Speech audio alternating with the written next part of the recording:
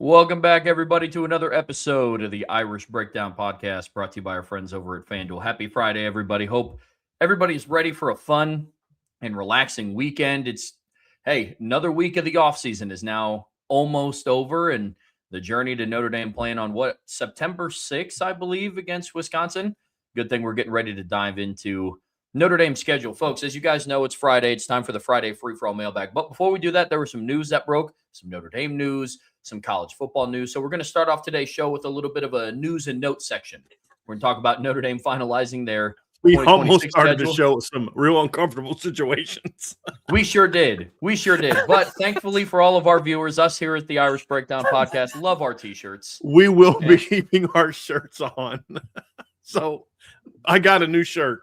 This is a sweet shirt. It's a dry fit shirt. I think I'm going to put it in the store. I'm going to get one for Trev. And I was on phone with Vince.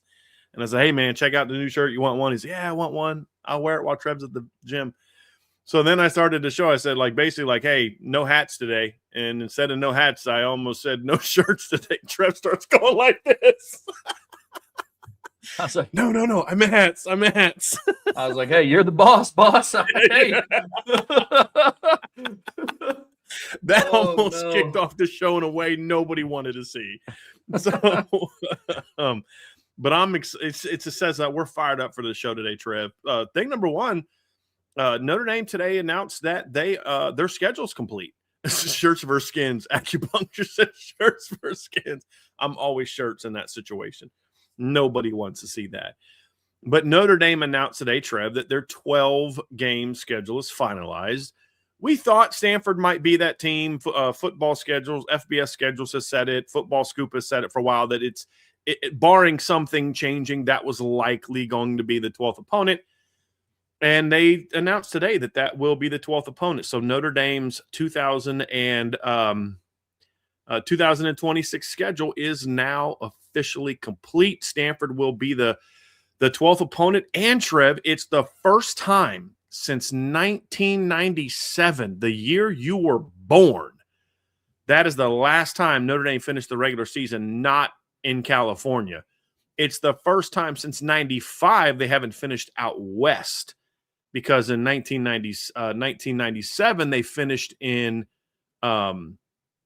Hawaii.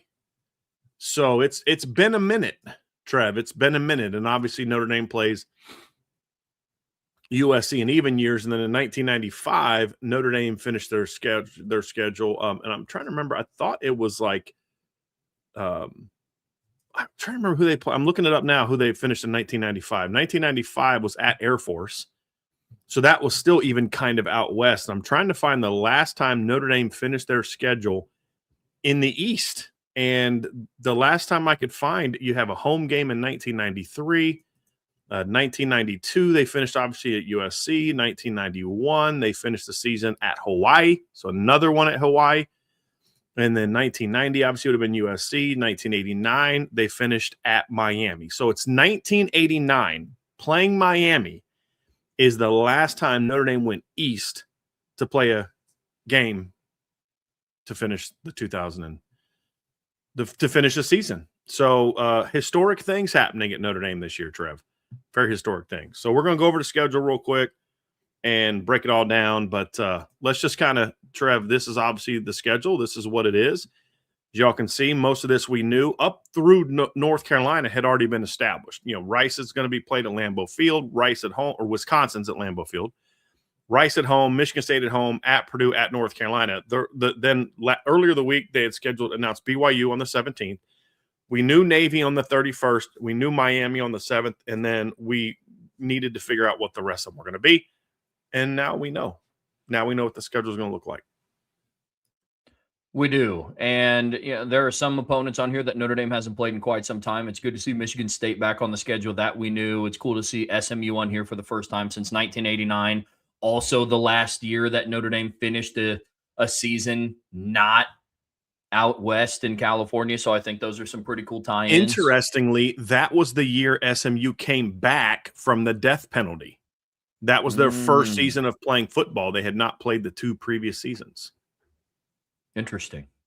Very interesting. Well, we see it. And obviously, there's been a lot of talk about Notre Dame here the last couple hours in the social media sphere as well. A lot of talk about their schedule, a lot of talk about the playoffs that we're getting ready to talk about. But first and foremost, I like the layout of this schedule. I think the bye week falls in a really favorable position.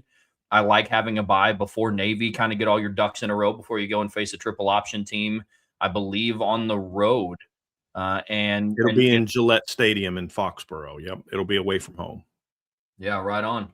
I mean, so I like the schedule. I like that Notre Dame, two of their toughest opponents are going to be after the bye week.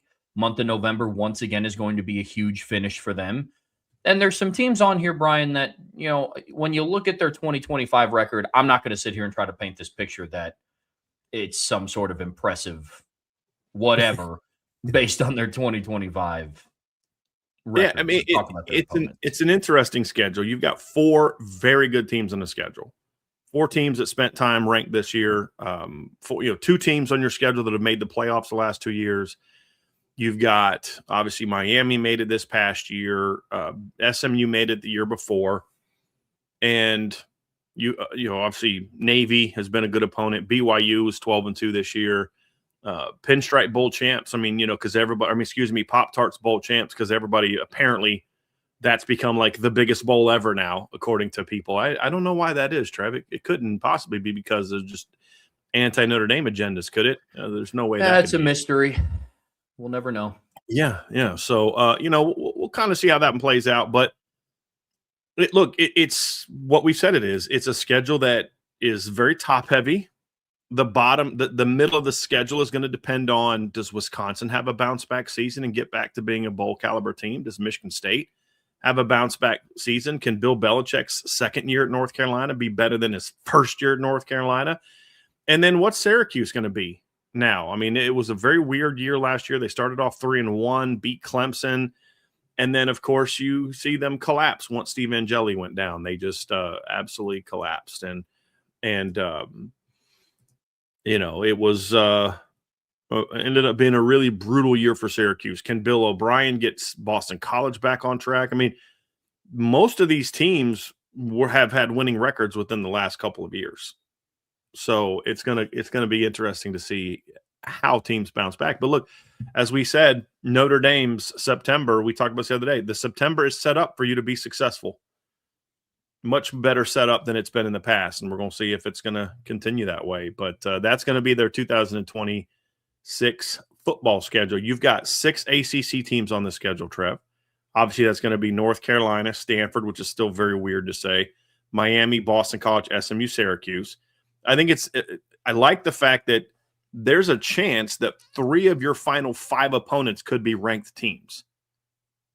I do like that. You also have a month of November against only ACC teams.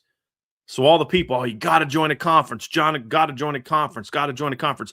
Why? They literally they'll play more conference opponents in November than just about anybody in the SEC will play in November. Actually, they play more teams from one conference than anybody in the SEC will play in the month of November. Because they all either have their tune-up game for the FCS tune-up games, or they have rivalry games. You know what I mean? So it's like, okay, cool. Notre Dame gets to basically play an ACC schedule in November. So I do think November sets up very well for Notre Dame, because I would argue 2 of your 3 best opponents you're going to face are going to be in your last 4 weeks, which gives Notre Dame, as long as they do their part and hold up their end of the bargain, gives Notre Dame a chance to have 2 to 3 very good wins. And your 4 toughest opponents, you play in the last 6 games. So unlike, I think 2024, where your 2 best wins happened in September and August, which would be, in my opinion, 2 best wins, Louisville and Texas A&M, with all due respect to Army and Navy. This year, it's going to be different. All your best wins are going to be later. So they're just going to hopefully beat up on a bunch of bad teams early, and then come out of that bye week, hopefully 7-0, ready for a pretty tough stretch. That's going to be key. Is Notre Dame can't control the level of success their opponents that they face have. You can't control how good Michigan State is. You can't control how good Wisconsin is. But what you can control is the level of how you beat these opponents.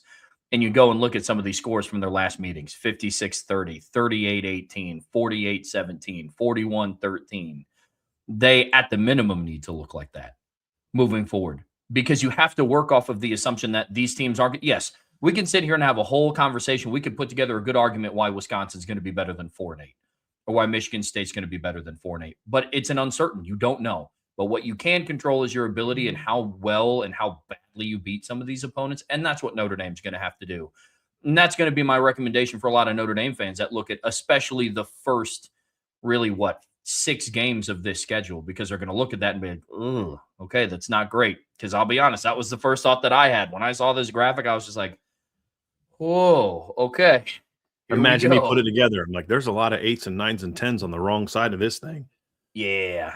Yep, 100%. But you got to control what you can control. The national champions this past year played one ranked team all regular season. As long as you handle your business and do what you should against these teams, it's really not going to matter once everything is said and done, because that's the beauty of a playoffs, Brian, which is something I know we're getting ready to break down here, because that was also announced today. Yes, well, and we'll get to that here just really quick in a second, Trevor. I do want to take this, because I have to give this little shot. I'm sorry, I have to do this. Maybe if the Big Ten wasn't trash after the top 5 teams in the league, Notre Dame's schedule might be a little bit tougher this year. I'm just saying. So all these Big Ten teams crying about Notre Dame's schedule, you can miss me with that, because there's about 5 good teams in your league, period. After that, it's a bunch of, and nobody plays all 5 of those teams this year. Like none of those 5 play all of those 5, because obviously they can't play each other. So you can, in Indiana's non-conference is a joke. Penn State's non-conference is a joke. The only team right now in the Big Ten that has any desire, even like remote desire, to play anybody out of conference is Ohio State. Now, Michigan's got some things on their schedule that they were kind of thrust into. They have to play Oklahoma, but Michigan's been trying to go the Penn State route and playing softer opponents. They just unfortunately had some things scheduled already for them with Oklahoma, and then they've got a home and home coming up with Texas. So I'll at least give Michigan credit for that. And as I've said before, Michigan's schedule in 2023 was not meant to be that soft. I believe there was a Power 4 team on there that was taken off for different reasons, but Ohio State is the only team at the top of the Big Ten that looks to have any interest in playing anybody good out of conference. Oregon is softening up their schedule. Michigan, Penn State's schedule is an absolute joke. What they're doing out of conference, they should be ashamed of themselves. And Oregon, I guess, is at least playing Boise and Oklahoma State, so I'll give them that. That Oklahoma State game in week 2 is going to be really interesting, by the way, with all those North Texas kids moving over. We'll see how that goes. But yeah, some of y'all can miss me with your talk about how soft Notre Dame's schedule is. This isn't 5 years ago when you had 10 teams in a league or 12 teams in a league, and you had to play the SEC West and all that kind of stuff. This level of imbalanced schedules is just, okay, you can just shut your pie hole about how tough things are. That's where I'm at.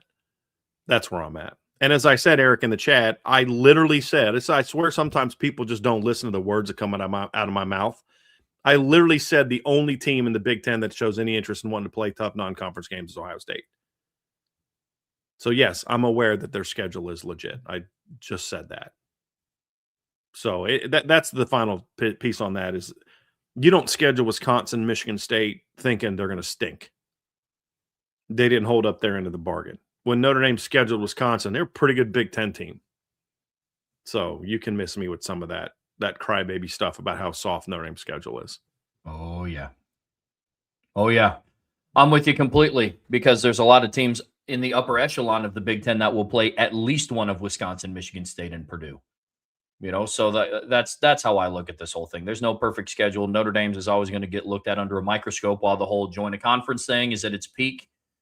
And honestly, it's going to continue no matter what we do. But like I said before, Notre Dame is going to have ample opportunities to silence a lot of those critics. You play on the road against BYU, you play home against Navy, you play home against Miami, you play home against SMU. So there's a lot of opportunities. And then, of course, Brian, you got the playoffs, which it was announced today that despite some ongoing, conversation about it expanding, the playoff format for 2026 is going to stay at 12 teams because overall they just could not come to an agreement to expand it. Well, it really comes down to, so what that means is for the next year, the playoff is going to stay at 12. Now, there are still some changes that we'll discuss because the agreement that they signed a year and a half ago goes into effect this year. The only thing that was up for debate was how many teams would be in it. But the reason that they're not doing it basically comes down to the Big Ten wants it to go to 24 and everybody else wants it to be at 16 for now. As others have reported, Ross Dellinger, Heather Dinich have reported, there's an interest in potentially jumping up into the 20s someday down the road. They just don't want to go from 12 to 24 for a host of reasons. There are people that say that the reason that Tony Petitti wants it to go to 24 is because they want to, they want the ESPN contract to be, I guess the report is that if it goes to 24, then ESPN wouldn't have the rights to all those games, and that could allow NBC and Fox. I don't know that I believe that. I think what a lot of this comes down to is money. The Big Ten is wanting to guarantee. They knew they couldn't get 16 teams with the 4 guaranteed league. That's ultimately what the Big Ten wanted. Then when it looked like they weren't going to get the 4 automatic bids, then they started floating the 24-team playoff to guarantee more because I would encourage you guys to listen to Lucky Lefty. I think it was last night. Sean Davis interviewed Howard Griffith, and they had a very interesting conversation about why the Big Ten is going the way that they're going and why everything they need to do is about money, private equity, 2014 playoff, automatic bids, because they got too big too fast. So I won't repeat what they discuss. I would just encourage you to check that out. Talking with Sean about it today. So it's going to be very interesting to kind of see how much pushback they get. Because it's like, look, dude, you're trying to go to 24. No one's going to go for that. So either you go to 16 or you stay at 12 with only one of your league teams being guaranteed to get in. So it'll be very interesting to see how that goes. Now, the new changes, Trevor, one of them is the 4 Power 4 conferences, their conference champ now gets in no matter what. And then the 5th automatic goes to the highest ranked G5 team. So that is different. That would have impacted this year's playoff. The other thing that would have impacted this year's playoff is that Notre Dame's memorandum of understanding in regard to if you're ranked in the top 12, you get in, goes into effect this year. I was wrong on that. I didn't think it went into effect unless they expanded, but Ross Dellinger reported today that no, it goes into effect no matter what. So if this year's rules were in place this past season, Duke and Notre Dame would have been in, Miami and Alabama would have been out, barring them kind of finagling the records, the rankings a little bit to maybe drop Oklahoma down or something like that. But it would have been a much different looking playoff. I mean, actually, I was looking at it earlier, and I think it would have been like, based on how things would have gone, Notre Dame would have been the 9 seed, I believe. Let me look. No, actually, you'd have had Notre Dame would have been I actually think Miami still would have been in. I think Alabama would have been the one that would have been out. Or no, hold on, let me think. So no, it would have been so JMU would have been out. They would have been replaced by Duke. And then Alabama's ranked ahead of Miami, so Miami would have been out. I think there's a chance they would have flipped Miami and Alabama, but it would have been Alabama at 9, Notre Dame at 10. So everything would have been the same, 9 and above.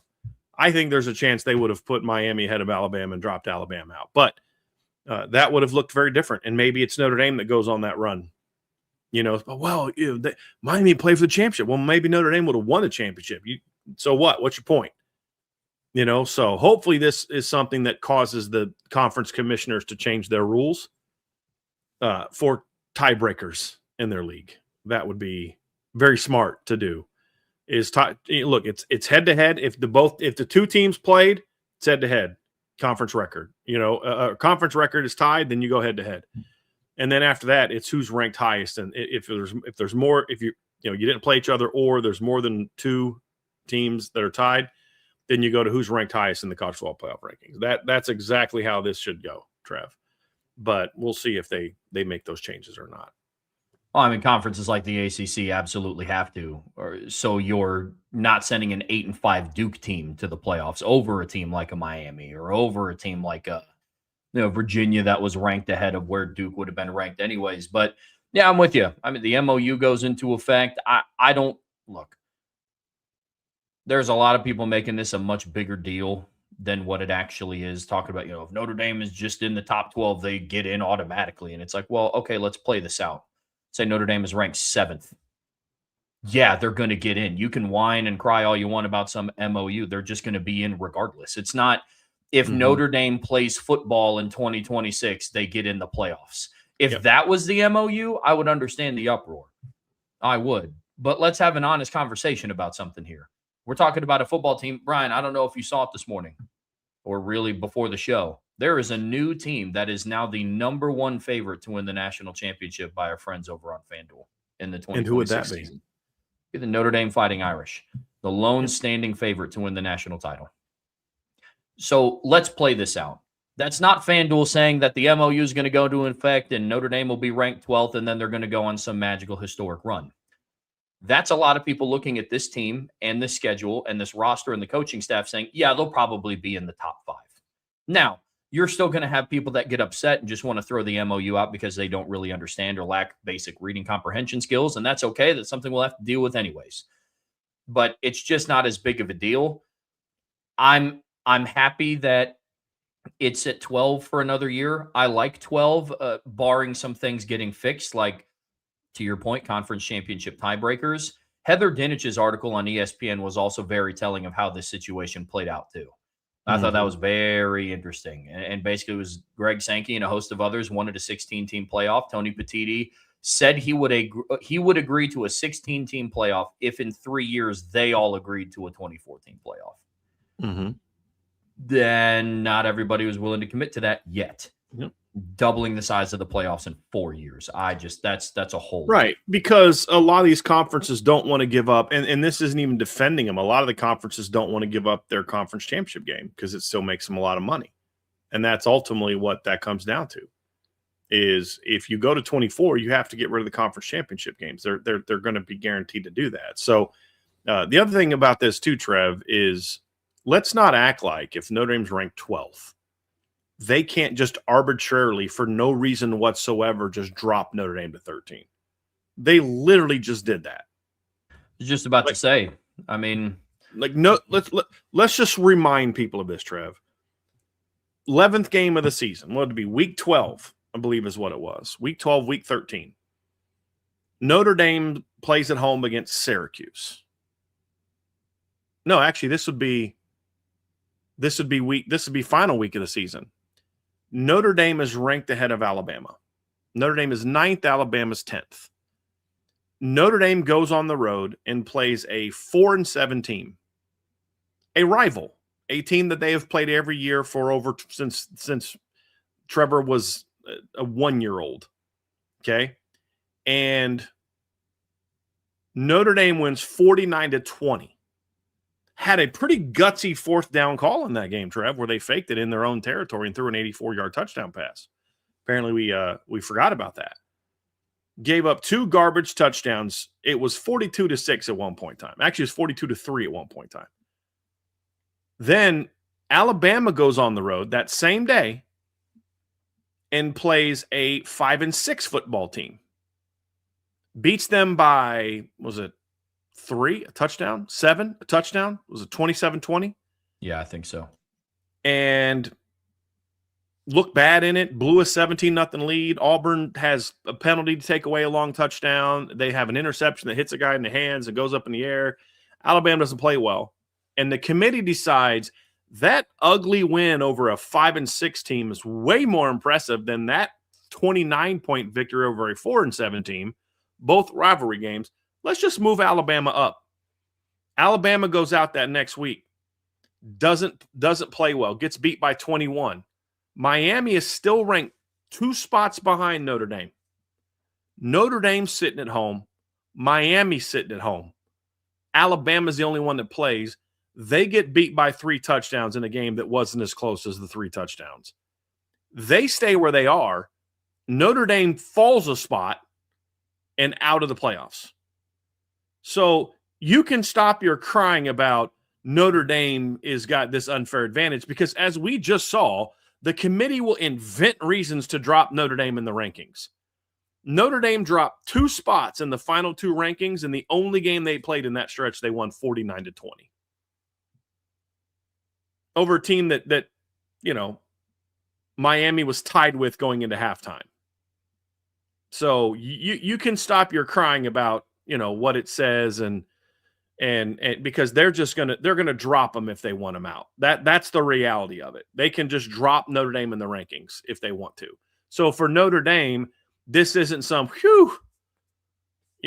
fortunate we're in there, because here's what they also would have probably done. They probably would have just dropped them out if BYU would have beat Texas Tech, and they could have easily just jumped Texas up ahead of them because of how good they looked against Texas A&M. I mean, think about that. Or, Texas beat Texas A&M, and Texas A&M beat Notre Dame, and therefore, ipso facto, we have to move them up, ahead of them. I'm sorry, I had a little dodgeball reference there. Moving them ahead of Notre Dame now. Like, if they want them out, they're going to drop them out.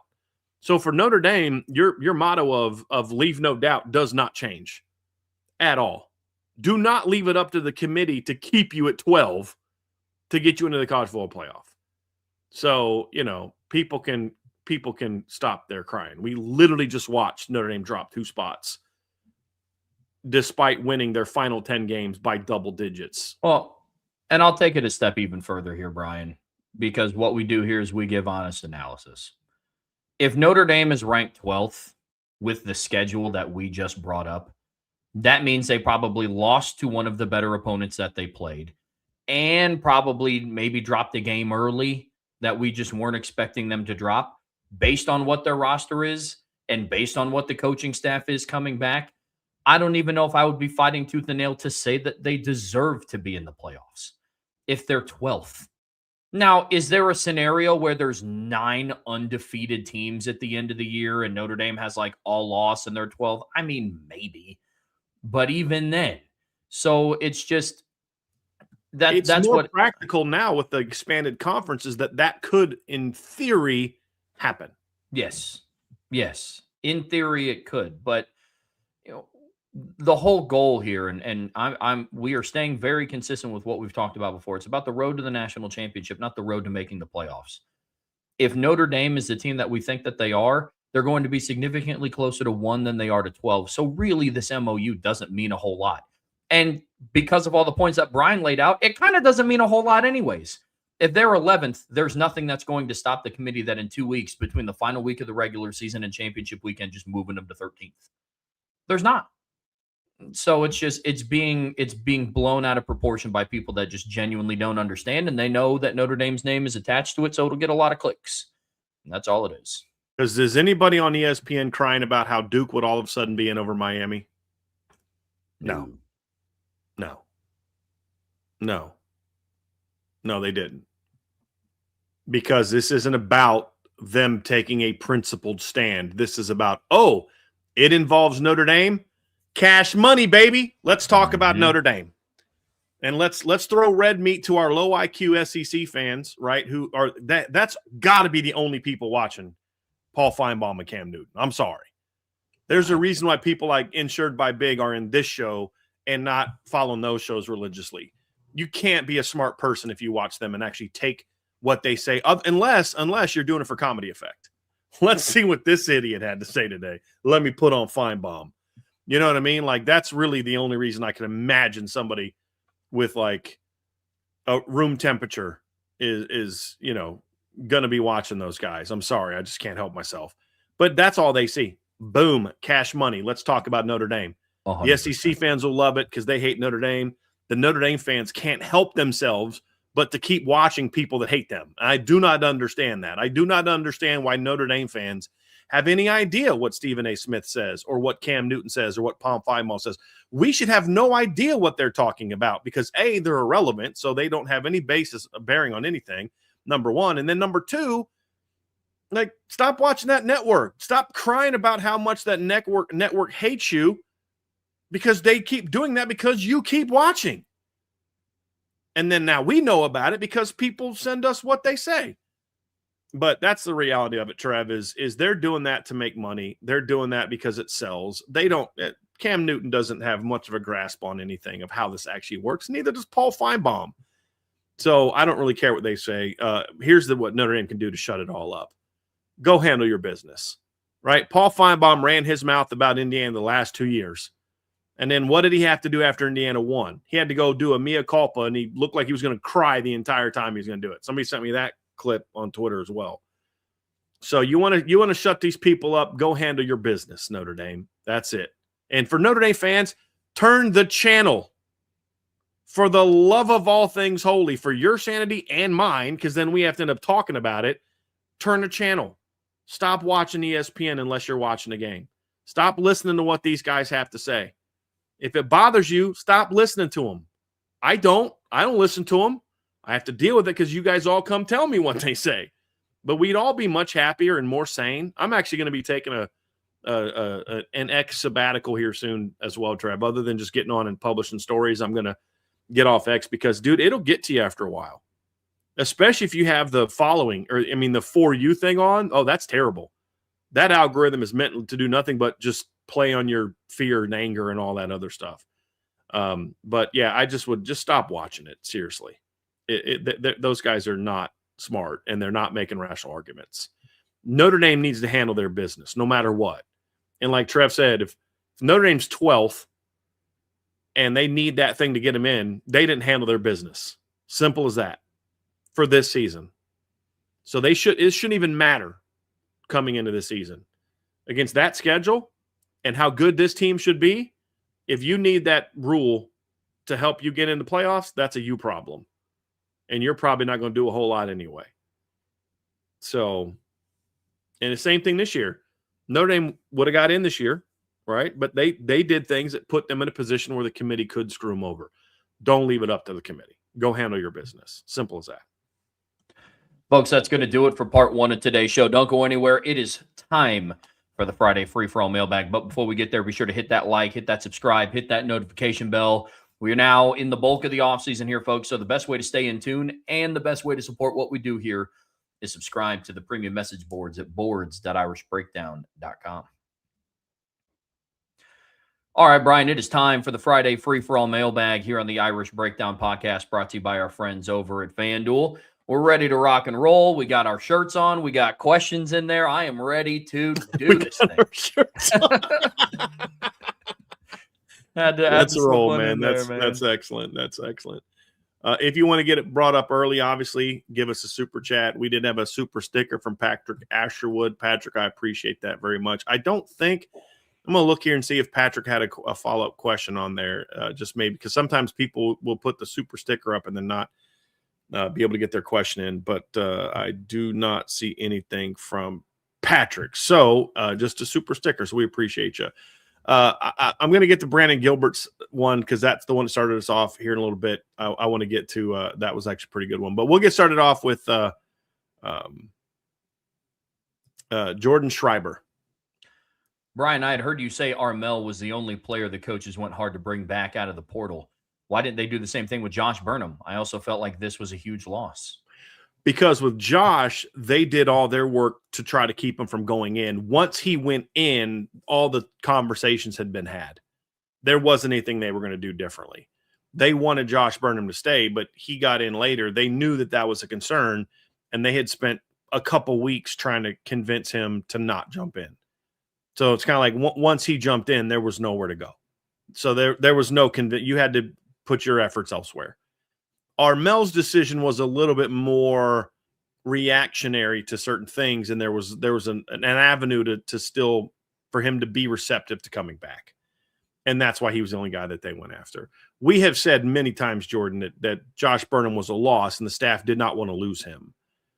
But once he jumped in, that was a done deal. So that's why. From Aiden Benami, top quarterbacks ranked by talent, who do you take as the number one pick in order? Carr, Manning, Moore, Hoover, Sorsby, or Mateer? Well, let's define, first of all, Trev, what quarterback talent means. So quarterback talent for me implies, number one, you've got to have physical tools, right? You've got to have arm strength. You've got to have arm speed. You've got to have a level of size and a level of athleticism. Talent for a quarterback also means, are you accurate? Do you have great ball placement? I mean, that's a physical action, right? I mean, Greg Maddux did not throw as hard as Randy Johnson, but his physical tools allowed him to put the ball wherever he wanted in a way that Randy Johnson could not. So both elite talents, but the elite talent manifested itself in very different ways in styles of play. And then also talent for a quarterback includes what's up here and what's right here. So if I were going to say just God-given ability of those guys, John Mateer's last. I would put Josh Hoover second to last, and I'd put Brandon Sorsby at number 4. By the way, not having Brennan Sorsby in your top 100, he wasn't even in the top 140 in those On3 rankings yesterday, was another just egregious ranking that just shows that these rankings are absolute trash. My top 3 after that is a little bit different. I would probably go CJ 1, Dante 2, and Arch 3, probably, but I'm a little torn on 2 and 3. And CJ's not way out in front of those guys in physical talent at all. And matter of fact, I'd argue that, Arch is a better athlete. He's bigger. He's, maybe has a little bit more power than CJ, but his accuracy isn't close to CJ's. There's a lot of things he does well. I would not complain with anybody putting any one of those 3 at 1 or 2 or 3. I think they're close. I think what separates CJ and Dante from Arch, and why I'd put those guys 1 and 2, is I think their ability to read a defense, their accuracy, their arm speed are things that are separators from Arch. Now, the counter argument is Arch athletically is a more advanced and more effective than Dante or CJ. He's a more dynamic runner than those two guys, but I just think they're just significantly better passers at the moment than what Arch has been. Arch has never been a super accurate guy. Neither was Eli. And I think his game is much more similar to his uncle Eli than it is his uncle Peyton, as far as how Arch plays the game. That's just my opinion. That's not a knock, because Eli Manning was very good. I mean, number 1 overall pick and won 2 Super Bowls, right? I mean, I just think that's more of where he's much more he's at. I mean, Eli was a pretty decent athlete in high school or in college. Arch is more athletic than all of them. Got that from his dad. But I think his style of play, his accuracy, his throwing motion is much more similar to what Eli's game is than what it is than Peyton's. And so that also comes with some of the issues when Eli was never as accurate as Peyton was. He was never quite as good of a decision maker as Peyton was. So but I think if you wanted to argue that Arch is 1 or Dante's 1, that's fine. I'm not going to argue with you. I have my opinion. So it's CJ, Dante, Arch, then a big gap, Brennan Sorsby, Josh Hoover, then John Mateer. Yeah, there's not a whole lot of difference in my list either. I mean, 1A, 1B is Carr and Manning. I mean, you can give me the 2 guys that are way too early Heisman favorites on FanDuel. You can give me those 2 guys to run either one of my offenses, because that's how I look at these lists. I look at this list as who would I want to build my team around, and there's things, obviously, I get to watch CJ Carr every single Saturday and what he brings to the table. Arch, there's different things that I would love to do with him schematically. Dante Moore would be second, 1A, 1B, and then Dante Moore, I guess you could call 2. But I'm with you. Biggest thing here is Mateer's last for me. He was not the same after his thumb injury, unfortunately. Maybe that's going to change in 2026. He's another player where I appreciate his decision to come back to college, but yeah, he would be last on that list for me as well.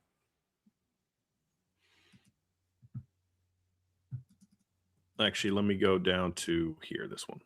From Brandon Gilbert, have y'all heard anything in regards to who USC will replace Notre Dame with on the 2026 schedule? So, Brandon, we just wanted to bring this up because obviously that would basically be Stanford.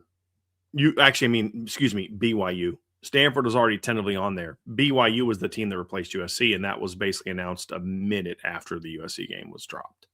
There's a reason that Notre Dame announced BYU right after USC. I think he was asking, who will USC replace Notre Dame with? Who will USC replace? Okay, yeah. No clue. Yeah, my bad, Brandon. I read that wrong. Let me go see if USC – has USC finished their schedule yet? I'm not sure. See, 1, 3, 4, 5, 6, 7, 8, 9, 10, 11. They still have 11 games, so they haven't scheduled that. They haven't made their new schedule yet. They've got Fresno and Louisiana, so it'll be somebody that stinks. My bad, Brandon. I completely misread that. But I honestly don't know. I don't know. I'll do some research on that. I'm curious about that. But it doesn't matter. It won't be anybody good. Their season is going to be determined by the fact that they have to win. They have to play at Indiana, at Penn State, at UCLA, at Wisconsin, home against Washington, home against Ohio State, home against Oregon. So, look, USC's schedule in 26 was challenging. Nobody ever said it wasn't. But my whole point is you go 10-2 against that schedule, you're in the playoffs.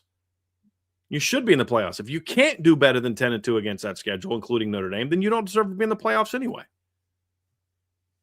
So their 27 schedule is a lot easier than this one is. But I would keep them off as long as the AD and head coach are there. If I'm Notre Dame, I'm not negotiating with those people anymore. I'm done with those people.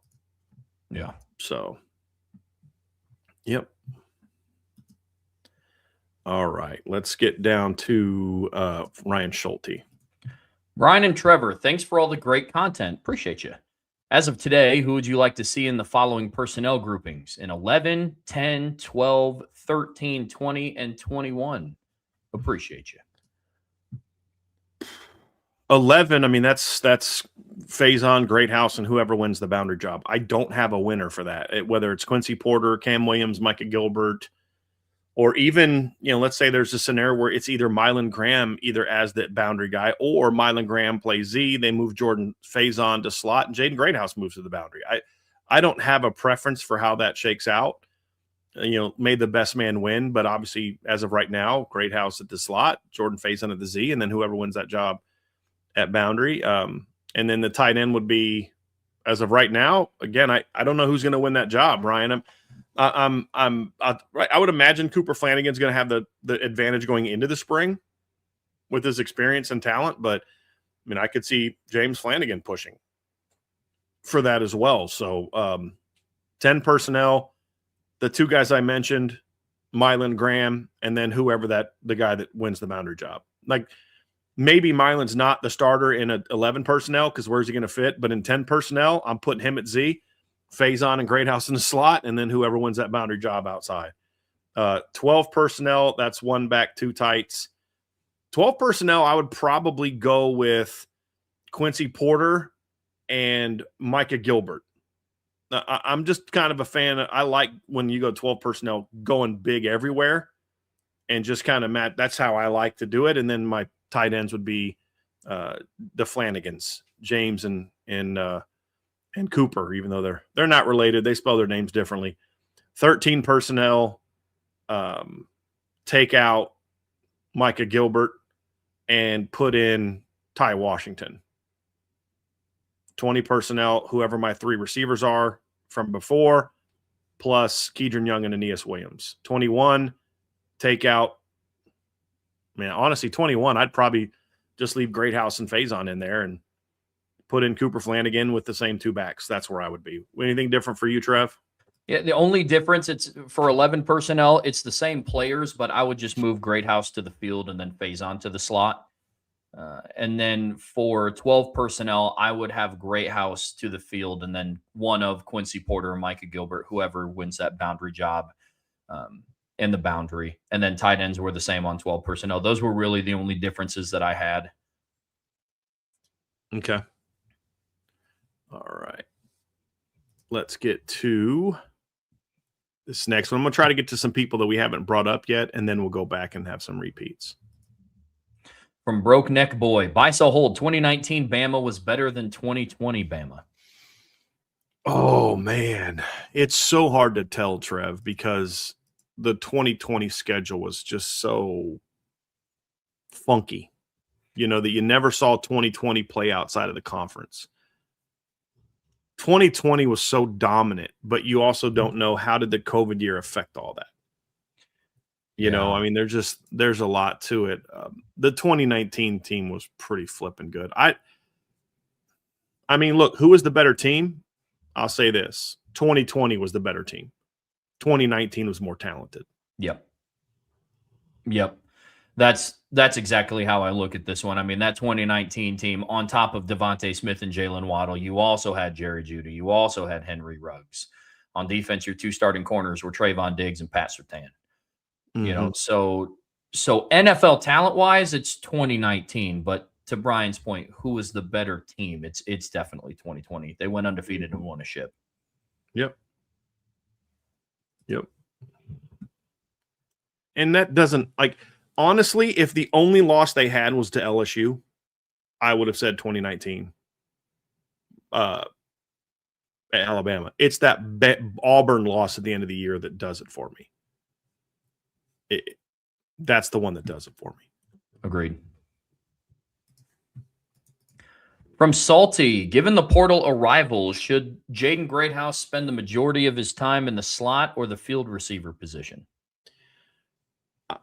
I mean, Notre Dame thinks his best spot is in the slot, and we have seen him dominate in the slot. Where he's been his best is in the slot. That's just where he's been his best.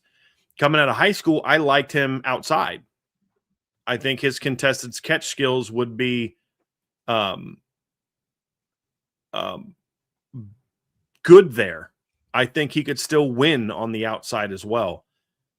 So I wouldn't have a problem with moving him outside. It just doesn't seem Notre Dame to do that. I think that he could play out there, and I think Jordan Faison is more natural playing in the slot. I'd have no problem with that. And Trev mentioned that as his like ideal lineup. I support that entirely. I just don't. There just hasn't been anything from Notre Dame to make us think that they're going to do that. And it is what it is. But I wouldn't be opposed to that at all. Yeah, Salty. I'm hoping this year they play a little bit, and I use this term loosely, like positionless football, especially when it comes to the field, because you have a lot of players out there that could help you at multiple different spots. You got Jaden Greathouse, you have Jordan Faison, Mylan Graham, you got Elijah Burris, you have Cam Williams. So there's a lot of players that can help you. I just hope that it's more of like a cross train instead of just, all right, Jaden, you're just only going to be in the slot. All right, Jordan, you're only playing to the field. I hope it's a little bit positionless ball. I think I've been arguing that. We have been arguing for that for 2 years, is be more willing to move guys around in order to get more favorable matchups or to get the defense from being able to key on certain players. Now, the interesting thing is they did that in the last game that Jaden Greathouse played in. If you go back and look at the Arkansas game, there were snaps in that game where he was at Z and Jordan Faison or Will Pauling were in the slot. I don't remember if Jordan was. I know Will Pauling was. I'll have to go back and look and see who the slot was, but they definitely had Jaden Greathouse playing Z some in that game. Would they have continued to do that moving forward? I would think so, and that's something I wouldn't mind seeing more of. So, Agreed. Yeah, wouldn't mind seeing more of that. All right, let's get through Salty's bomb, and we'll get to some of these others. All right, let's go down here to Junior Bobby S. When is Junior Day? That'll be in March sometime. Let's go to Ballpeen Shillelagh. What would it take for IU to become as dependent on high school recruiting as Ohio State? That is, taking game changers from the portal, but using majority high school recruiting and development. It's a great question. It would probably take, what would it take? I don't know what it would take. I can tell you how long it would take. It would probably take about 3 years. You can't just change that strategy in a year. It's a lot easier to dive into the portal head first and have it make an immediate impact than you could high school recruiting. Because you're not going to throw a bunch of freshmen and sophomores out there at Indiana and expect it to change. It would take at least 3 years of slowly bringing in more high school kids and taking less portal kids. And you want to know who's an example of that is USC. USC's portal class this year was much smaller than it had been in previous years. It also comes in a year after they signed like 30-something high school kids. So, and then they were also smart last year to bring in portal guys that had multiple. The last couple of years, they've brought in portal guys with multiple years of eligibility as well, which is smart. So, their quarterback is a portal guy, but he's now going into his 3rd year in the program. And I think that's a smart way to do it. It would take at least 3 years for Indiana to do that. And what would it take? I mean, another season of success on the football field next year, another 10-win plus season. Another playoff berth would absolutely go a long way towards doing that. I mean, look, Quentin Burrell's visiting Indiana today. Manchin Sales has got them in his top 3. I mean, you're starting to see some high school kids pay more attention to them. But even if they went out and signed a top 3 recruiting class in 2027, they're still going to need a very good portal class, because you're not going to just all of a sudden go to a bunch of freshmen and sophomores. I'm just not going to do it. Yeah, I think their 2026 class that ranks in the top 25 in recruiting classes, top 30 of this past cycle, they're going to have to play a big factor in that. So the transition, to your point, is definitely going to have to be gradual, and you kind of just start taking and picking position groups one off at a time. It's not kind of like what Notre Dame is doing, just on a much bigger scale. Ideally, Notre Dame wanted to get away from going to the transfer portal at the nickel position, but they just weren't at the stage where they can do that. And then in 2025, you saw him work Dallas Golden in a little bit more. And then this year, we're kind of expecting him to take on a much larger role. And that's kind of how you start checking those off the list. But yeah, I would expect it would take some time. Yep. Super chat from K Grant. Appreciate you. All-time Notre Dame coaching staff from 1997 to 2026. Pick a coach from any year for any position. I mean, head coach, in that time span, head coach, I'm going Marcus Freeman. Quarterbacks coach, pick one of Matt LaFleur or Gino Guidugli. Running backs coach, I'll take Dylan McCullough. Wide receivers coach, and this was a little bit before my time of fully being a fan, but Urban Meyer was their wide receiver coach in that time span, correct? Was he a wide receiver coach at Notre Dame from 97 to? Okay. Wide receiver coach, I'm going there. Offensive coordinator, I'm going Mike Denbrock. Offensive line coach, I'm going Harry Heedstan. D-line coach, just for a lack of not being able to think of anybody like that off the top of my head. D-line coach, I'll go Al Washington. Defensive coordinator, give me Mike Elko. Linebackers, give me Clark Lee. DBs, give me Mike Mickens, also the pass game coordinator as well. That would be mine. Yeah. So who'd you say your quarterback's coach was? One of Matt LaFleur, Gino Guidugli. Obviously, Matt LaFleur's a pretty good one. I don't know how he would be as a recruiter. Gino's a much better recruiter. Wide receivers, I agree with. Tight ends. Who was your offense coordinator? You said Denbrock, right? Denbrock, yeah. He's also my tight ends coach. He's Stan O-line coach. Freeman head coach, I agree. Mickens, I agree. Who was your D-line coach? I couldn't think of anybody off the top of my head. Yeah. I just said Al Washington. Al Washington or Mike Elston both did great jobs. I think you'd be good either way. Win-win. I think Al Washington did a better job with more balanced recruiting classes, ends and tackles. But I think part of that, where Notre Dame struggled to recruit balanced recruiting classes year after year under Mike Elston. But they also had a very different recruiting strategy. There were years that the D-line coach wasn't recruiting defensive linemen because it wasn't in his region. He wasn't the lead on those guys, at least not initially. And then also you had a much worse head football coach when it comes to recruiting. That factors in big time as well. And who knows who they would have signed if Mike Elston did the job he did, combined with having Marcus Freeman as opposed to a head coach who was allergic to recruiting during his tenure at Notre Dame. So either one of those is a win. Linebackers coach, Clark Lee. Defensive coordinator, who'd you go with on that one? I said Mike Elko. Same. Yep. And Urban was at Notre Dame until 2000. Okay. So, yeah. Yep. I'm with you. That'd be a heck of a staff. Sure would be. Yeah. Yeah. That'd be a mean staff. My strength coach would either be Matt Bayless or Mickey Marotti. Either one would be a win. Yeah. They were both outstanding. Super chat from B Rich 23. Appreciate you. Just a thank you. No question. Appreciate you. This is a super chat by Insured by Big. Insured by Big, I have had no problem saying what I'm about to say. Matter of fact, I even like saying it with the accent. Go Tigers. Just wanted to make Trev or BD say it. Ha ha. Y'all have a great weekend. You have a great weekend too, my friend. I've never had a problem saying go Tigers. I keep telling y'all this a million times. I've always liked LSU until the minute they hired Brian Kelly. Now, do I like Lane Kiffin? No, I don't. And I'm going to criticize LSU just like I criticize Notre Dame when they need to. But I've never had an issue with LSU ever until they hired Brian Kelly. Yeah. And I rather enjoy saying go Tigers in my Ed Orgeron accent. Go Tigers. Go Tigers. Yeah, no problem with that. I mean, I've gone on record on shows before saying, like, if I wasn't a Notre Dame fan, I'd probably be an LSU fan. And I would whole on admit it that it'd strictly be for bandwagon purposes. Mm-hmm. Like, I love Joe Burrow. Like, I have a Joe Burrow Bengals jersey. And luckily, I married into a Cincinnati Bengals family. But I've told them on multiple occasions, if Joe Burrow went to the Las Vegas Raiders, I would have a black and silver Joe Burrow jersey. That's just how it goes for me. So, you know, luckily it worked out that way. But I'm with you. I like LSU. Mm-hmm. I still think there's some LSU fans who just think that we hate LSU. I'm like, no, I dislike Brian Kelly.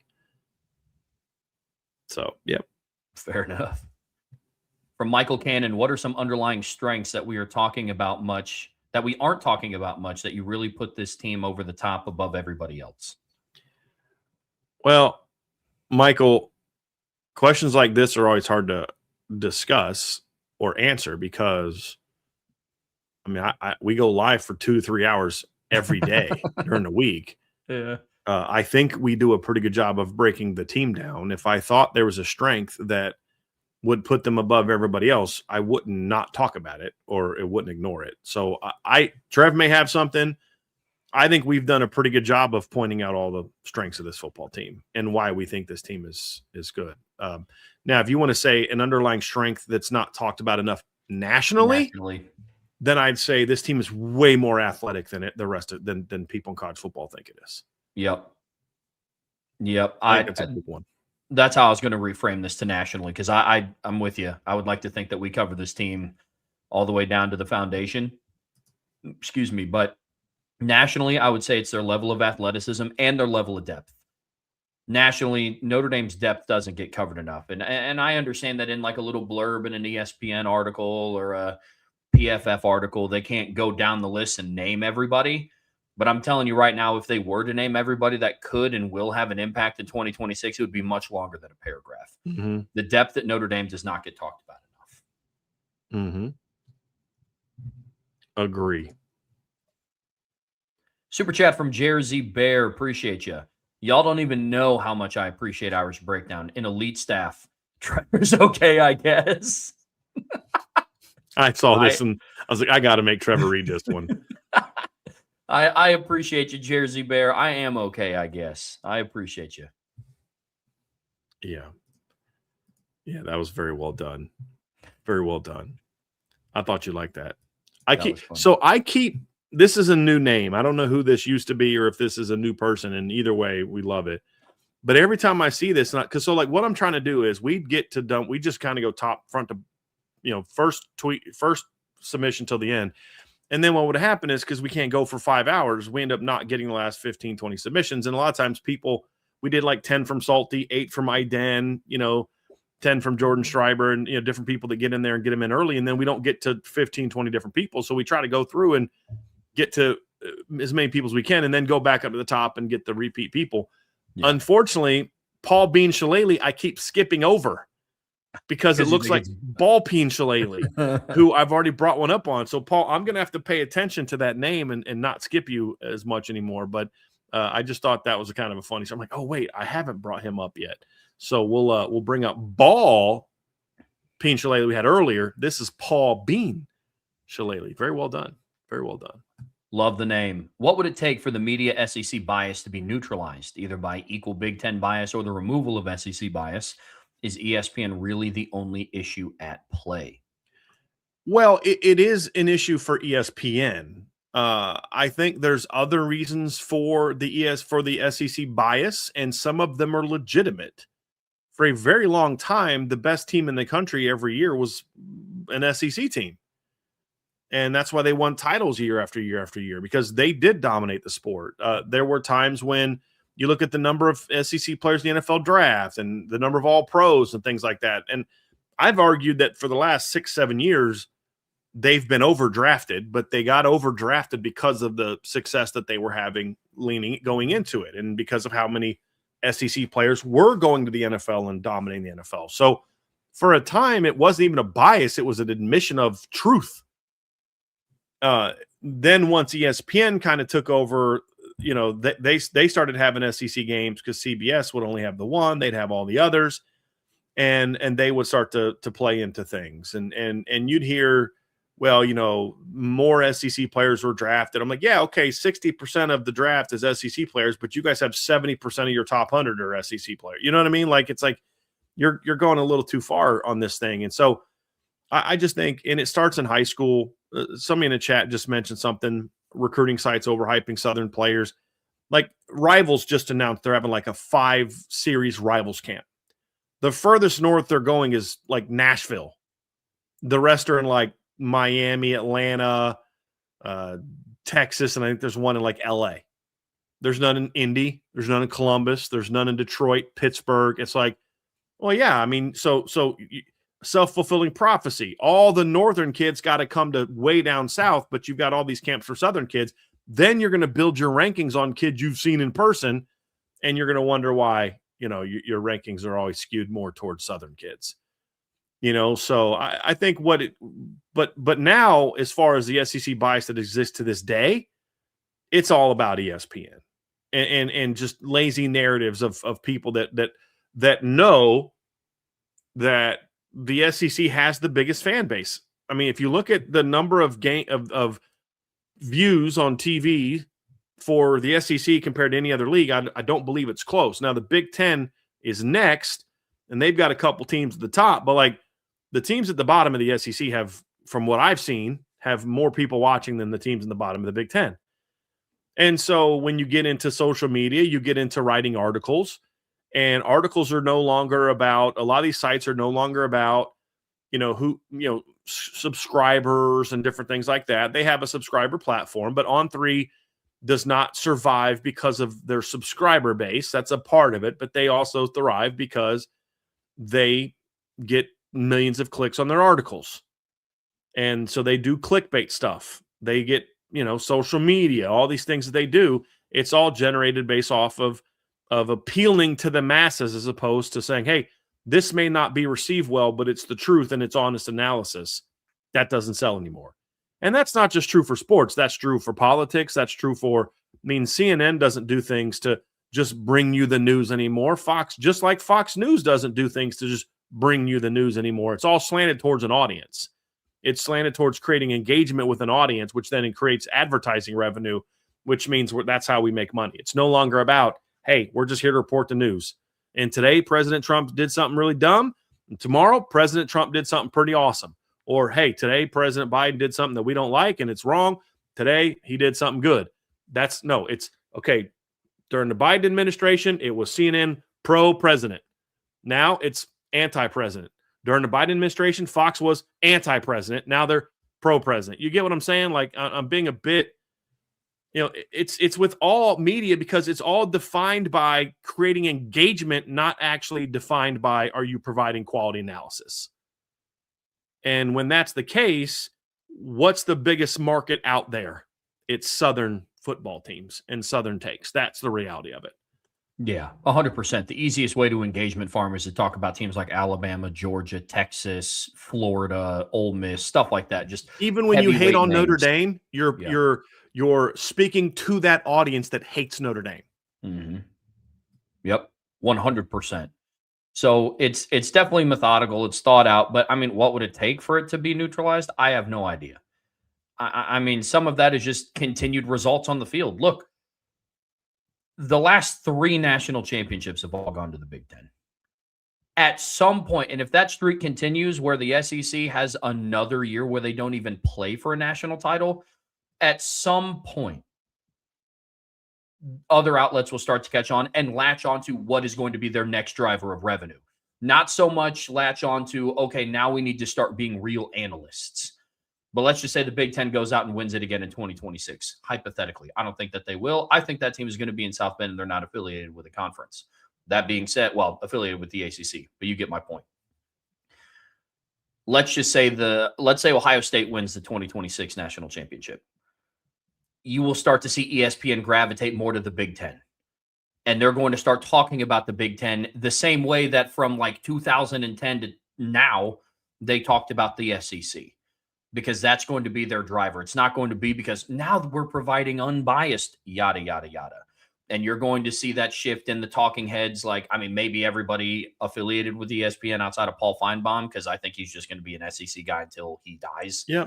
But sometimes that's just the way the popcorn pops. You have guys that are affiliated with certain conferences and they'll die on those hills. Yep. But I think that's what it would take, and it would just shift to something else. When ESPN or when the SEC signs with Fox and CBS, then the ESPN's coverage of the SEC changes. Mm-hmm. And then the Big Ten signs with the ESPN, and then it'll flip. Yeah. It's exactly what it'll be. Mm-hmm. So, yeah. Sad truth. This is awesome. I've been waiting to get to this one, Trev. Brandon Gilbert, marry one, friend zone one, new phone, who dis one? Kelly Kapowski, Lisa Turtle, Jesse Spano, all at their prime, by the way. The new phone, who dis? That's my favorite part of this whole thing. Marry one, Lisa Turtle. This is based on in their prime. This is based on how I felt when I was watching Saved by the Bell as a kid. Mary Lisa Turtle, friend zone, Kelly Kapowski, and who dis with Jesse Spano. She was a little bit too intense and fight the power for my liking. So, yeah. The only concern with Lisa Turtle is that would be an expensive bride, because Lisa liked the finer things in life. she would have been expensive. I'd have had to have work. I'd have a really good job to make sure Lisa Turtle was happy. Yes. Yeah. That's my take. Trev, I don't know if you're old enough to remember this, but that would be my take. This is like three girls from Saved by the Bell. Yeah, I watched Saved by the Bell. Obviously, I was younger, so I guess it's a little different. I would probably marry Kelly Kapowski, and then I guess coin flip with Lisa Turtle and Jesse Spano. That'd probably be mine if I'm being honest. But yeah, that's where I would be. Indy Matador said, "Nah, it was all about Stacy Carosi." That was Leah Remini's character that came in later when they got older, and it was one of the love interests of old Zach. So, yeah, that's where I'm at. So Jesse Spano had that crazy in her. Yes, she did. That was kind of my thing, like a little too militant for my taste. You know what I mean? Just like, I'm good. Yeah. Here we go.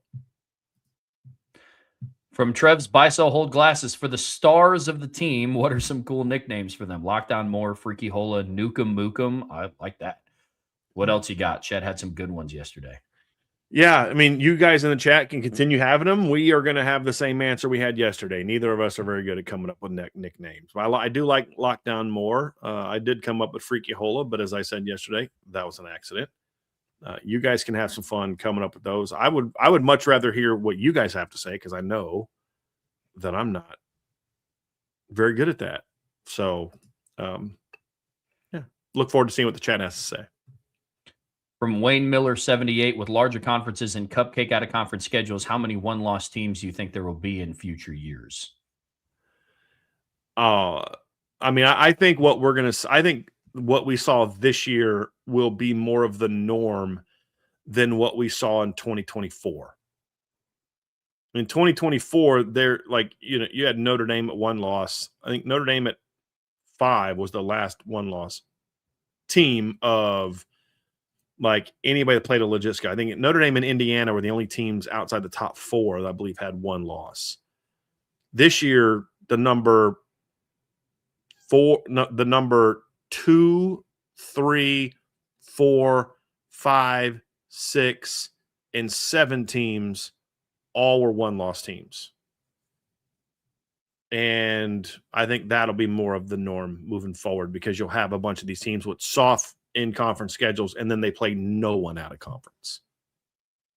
So that's where I'm at. Yep. Same page. Yep. Same page. Yep.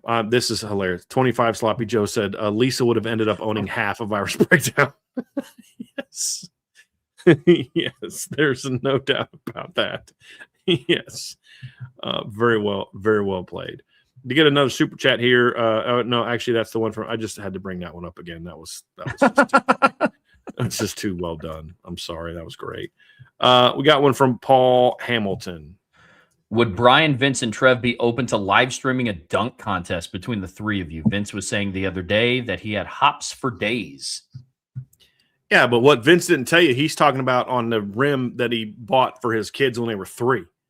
That's where Vince is. First of all, Vince would need Spud Webb type of hops to dunk, okay? Because Vince is not tall.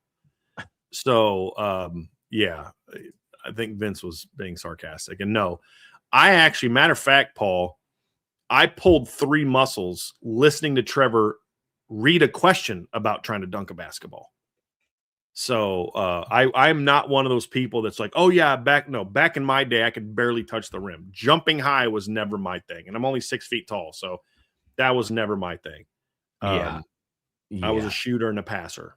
Same. In my athletic prime, I could grab the rim with my middle finger. Like in my prime. So if you lower the hoop, I guess we could do it. 8-foot rim back in the day, I was.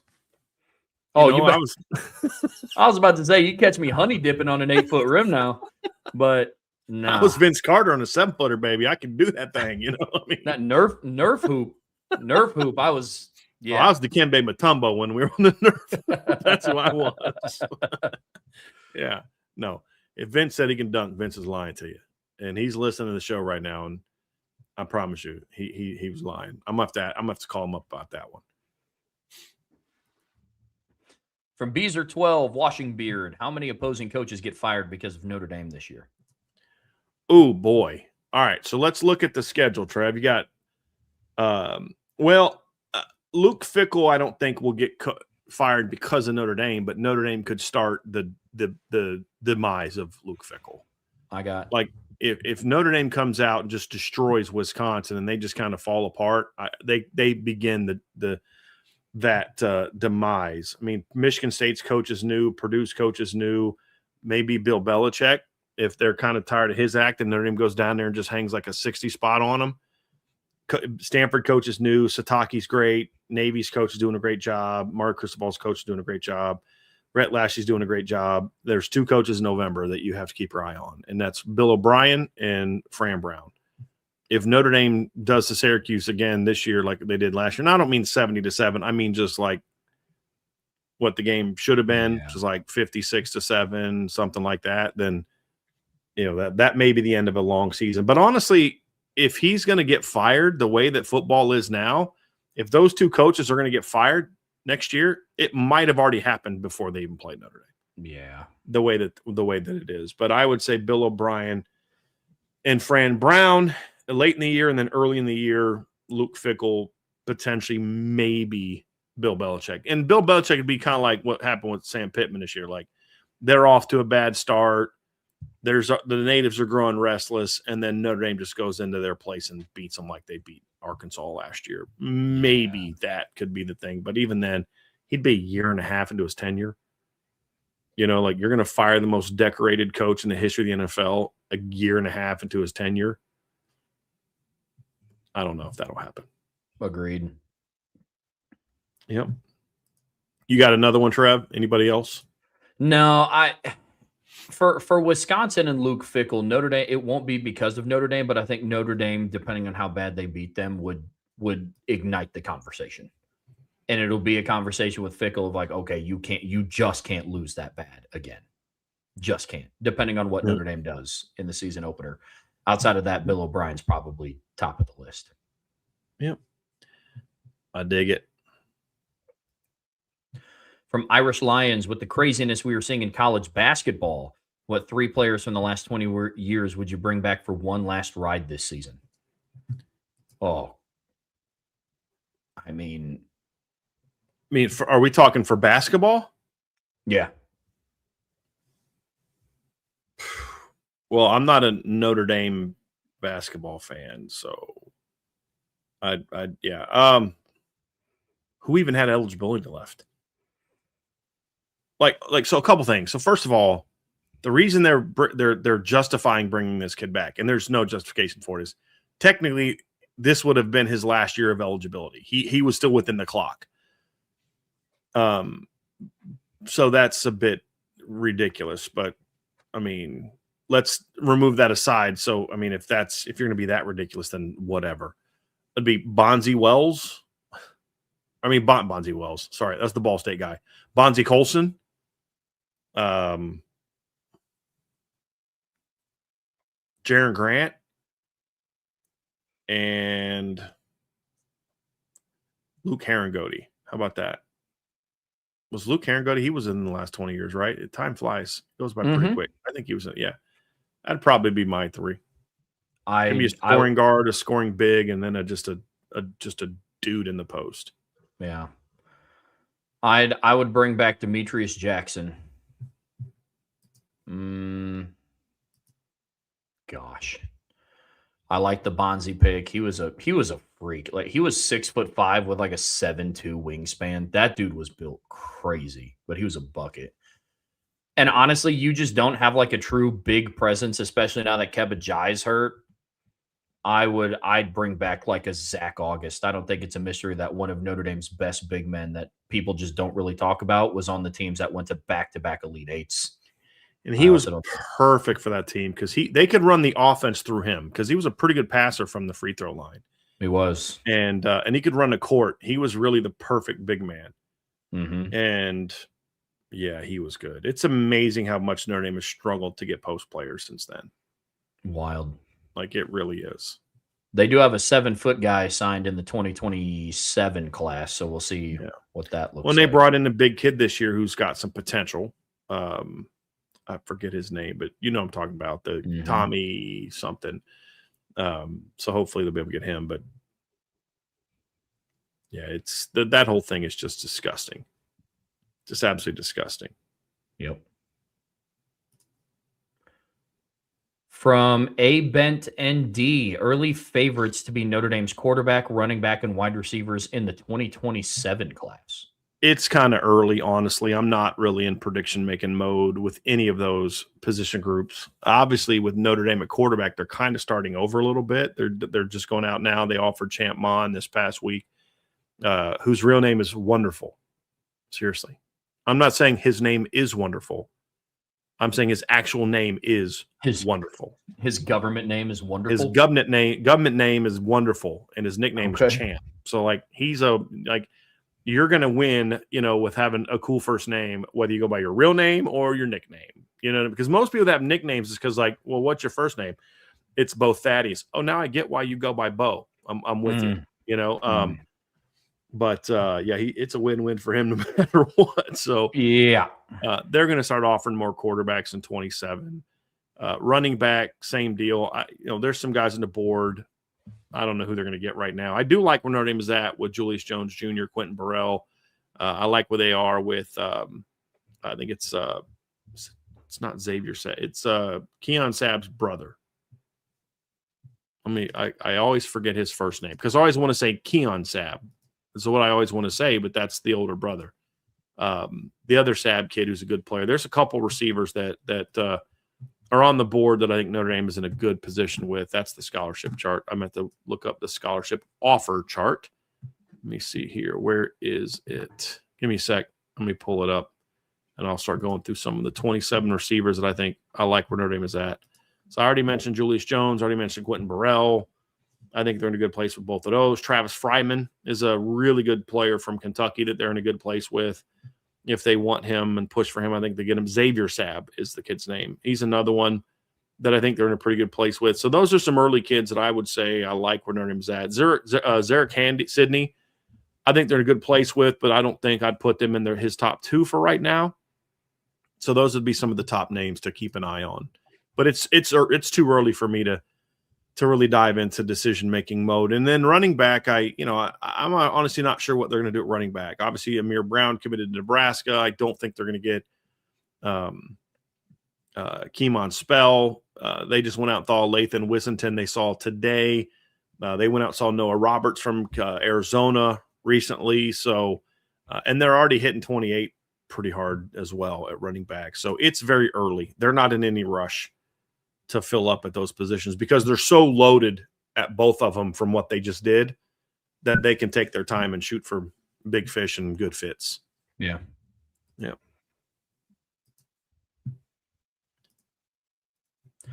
From D Smith 16, do you feel that the college football playoffs needs to go as far into January as it currently does, or does it need to adjust it to be done around the new year? I think both of those sides are wrong. I think the argument that they've got to be done on January 1st is silly and foolish. I think it's ironic that people pushing for that are the same people that are pushing for every other thing that destroys the tradition of college football.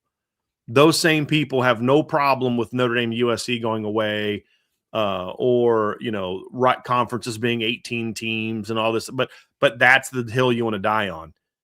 What I have said is January 1st should be the semifinals every year. And then the championship game should be a week to 10 days later. That's what it should be. I do think that going deep into January is absurd. Yeah. You can fix your own calendar problems by being done by January 10th. That way everybody's season's over before the second semester starts.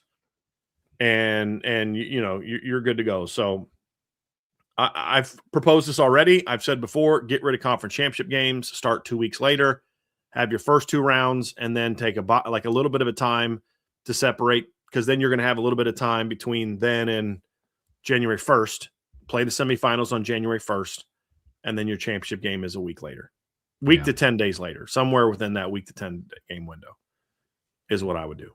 Mm-hmm. And that'll vary by on what day of the week does the first fall on. You're going to want to either get it on a weekend, or they've been doing Monday night lately. So you're going to want to get to that. But yeah, going into the 20s is absurd. Not only that, it gets them so much closer to spring ball. Semesters have already started. The kids aren't even around because they're down wherever the game is being played. It's absurd. Well, there's just so much room for variance. I mean, last year at this time, Notre Dame's season had been done for 3 days. It's been done for almost 2 months now. I mean, it just doesn't have to go this long. Just doesn't. I'm with you.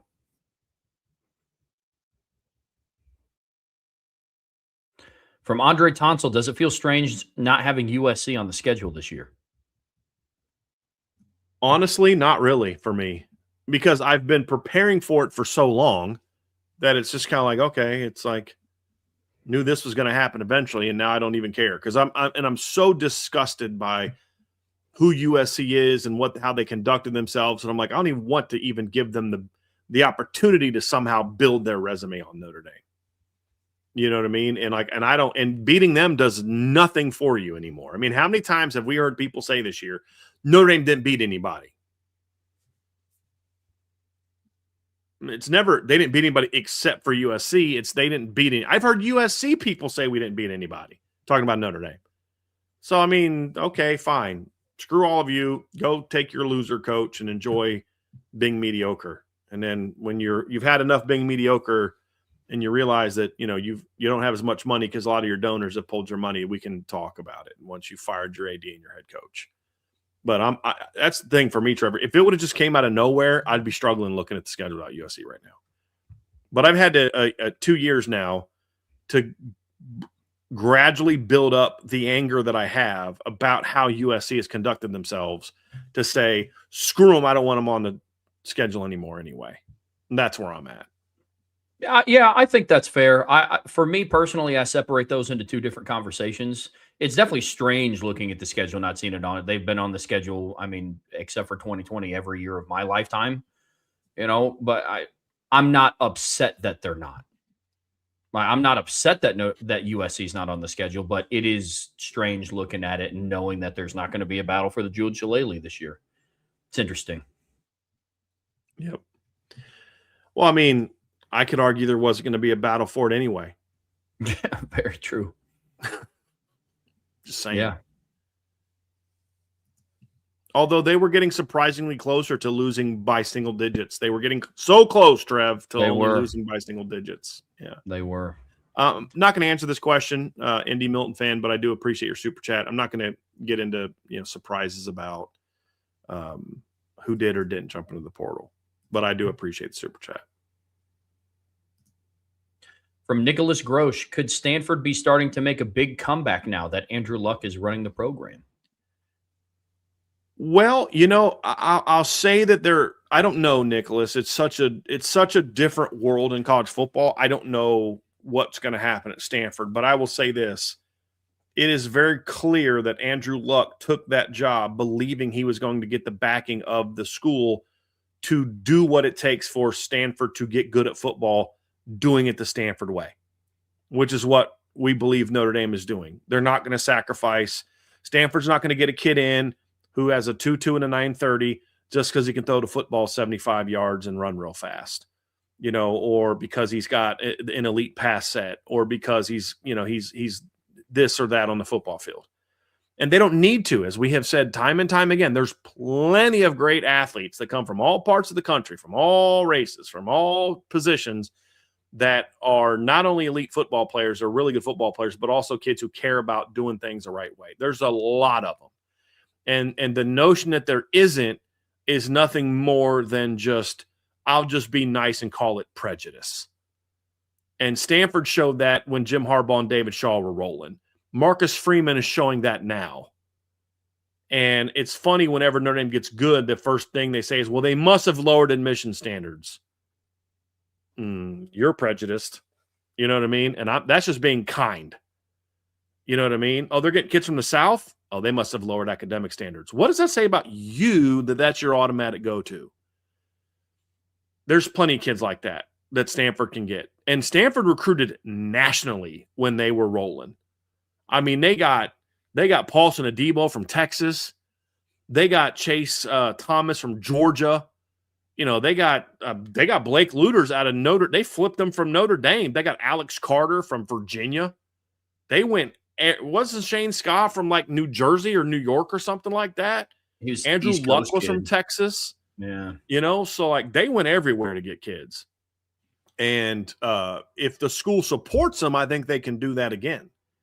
And I don't think Andrew Luck takes that job if he doesn't think the school's going to work with him to do it. And honestly, if you're Stanford, Notre Dame's your blueprint, because they're not changing their academic standards. Kids still have to go to class at Notre Dame. They have to take real majors and take real classes and do real schoolwork. And they have a coach who supports that. And they've upped their support system to make sure that there's enough resources to help the players handle all the things they have to handle. That's the blueprint. And it shows that you can do it and do it big, because let me tell y'all something. If they want to, Stanford will not have a money problem. That school is loaded with very, very, very wealthy donors. We talk a lot about Notre Dame having a big endowment of like $20 billion. Stanford's endowment's almost double Notre Dame's. So I have to think that he's given the support. Now, does he have what it takes to win there? I don't know. But I think they're at least trying to say, hey, if we're going to do this whole thing, we might as well be good at it. And I think that that's what his task is. Will it work? I don't know. But I do think Stanford wants to get back to being good at football. I do believe that. And I think it'd be great for the sport. Again, there's just some programs where the sport overall is better when that program is good. And college football was really exciting in the early 2010s, late 2010s. And Stanford was a big part of that. Produced a lot of good NFL talent out of there as well. So I'm hoping that they do. It's definitely a marathon, not a sprint for them, because there are just things that Andrew Luck has to first rebuild some things. And honestly, kind of break down some old habits from just the program perspective. So, but I'm hoping so. Really hoping so.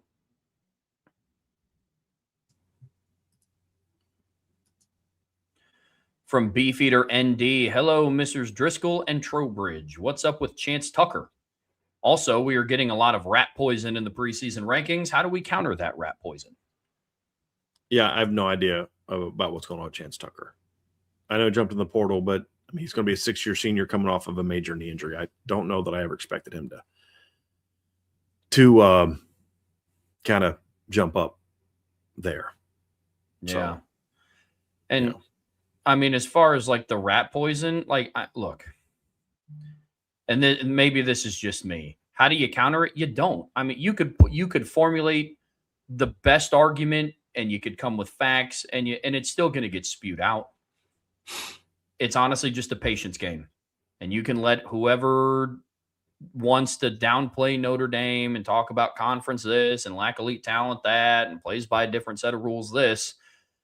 And you just hope that Notre Dame goes out and handles business in 2026 and the people that had those tweets out look dumb. And that's how you have to handle it. Because no matter what I say in 240 characters or more on Twitter or whatever we choose to listen to on ESPN or CBS Sports or whatever, Good Morning Football, whatever we try to counter it with, those narratives are still going to be what they are because it makes money. Mm-hmm. So there's nothing that you can do to counter it, unfortunately. And so you just kind of let things play out how they're meant to play out. There was a lot of rat poison going on about Indiana. None of the major outlets had them pegged as a top 10 team. We did. But I mean, I would be lying to you if I said I thought they were going to win the national championship. I said they had a lot to prove to me. And then look who went undefeated, went 16-0 and won the national championship in the Big Ten in year 2 of the Signetti era. So sometimes you just have to let stuff play out, but there's no true counter to it, unfortunately. Getting into part 2 of the Friday Free-For-All Mailbag here on the Irish Breakdown podcast, brought to you by our friends over at FanDuel.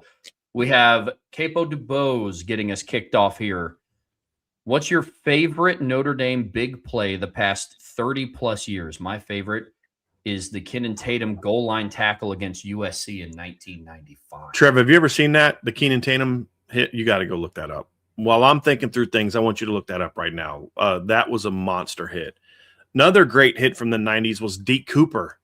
I think that was Army or BC, I forget.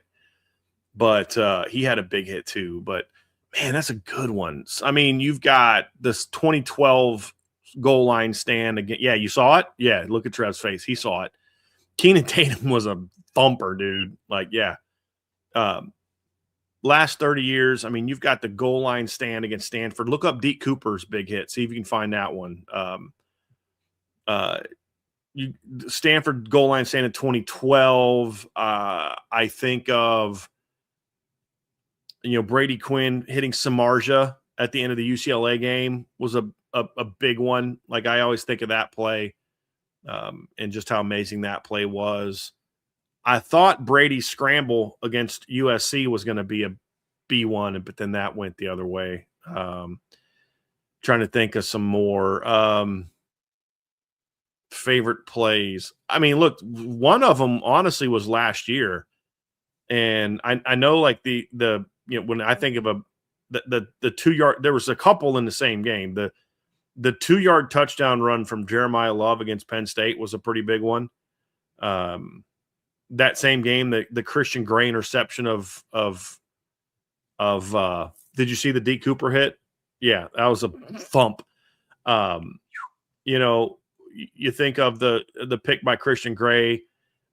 I'll say that the biggest one that I've seen like live, I still have to say, was Jeremiah Love's 98-yard touchdown run against Indiana last year. That was just, when you think of like the historic nature of it, it's the first playoff touchdown of the 12-team playoff, the first playoff touchdown that was scored on the home field of a team.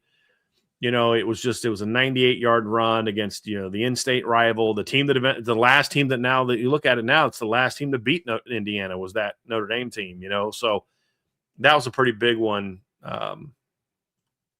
But man, shoot, buddy, that's Samardzija Brady Quinn win in 06 still for me as a fan, looking at it as a fan, that still might be it for me. It was so improbable.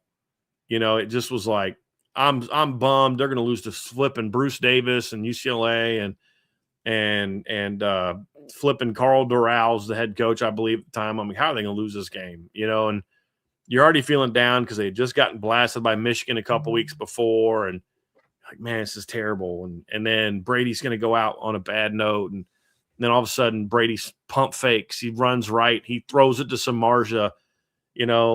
Tom Roberts is losing his ever-loving mind. and I loved every second of it, and that's still probably for me is the one. Shocker that I'm going to pick one that involves a quarterback, and shocker that I'm picking one that involves Brady Quinn. But that would probably be it for me. There's so many that come to mind. I mean, Terrell Lambert's pick six against Michigan State in '06 is another huge one. For mine, I go with ones that I was there in person for. I was fortunate enough to be there in the stands when Samardzija caught that pass from Quinn against UCLA. Ben Morrison's pick six against Clemson in 2022 was electric. Mm-hmm.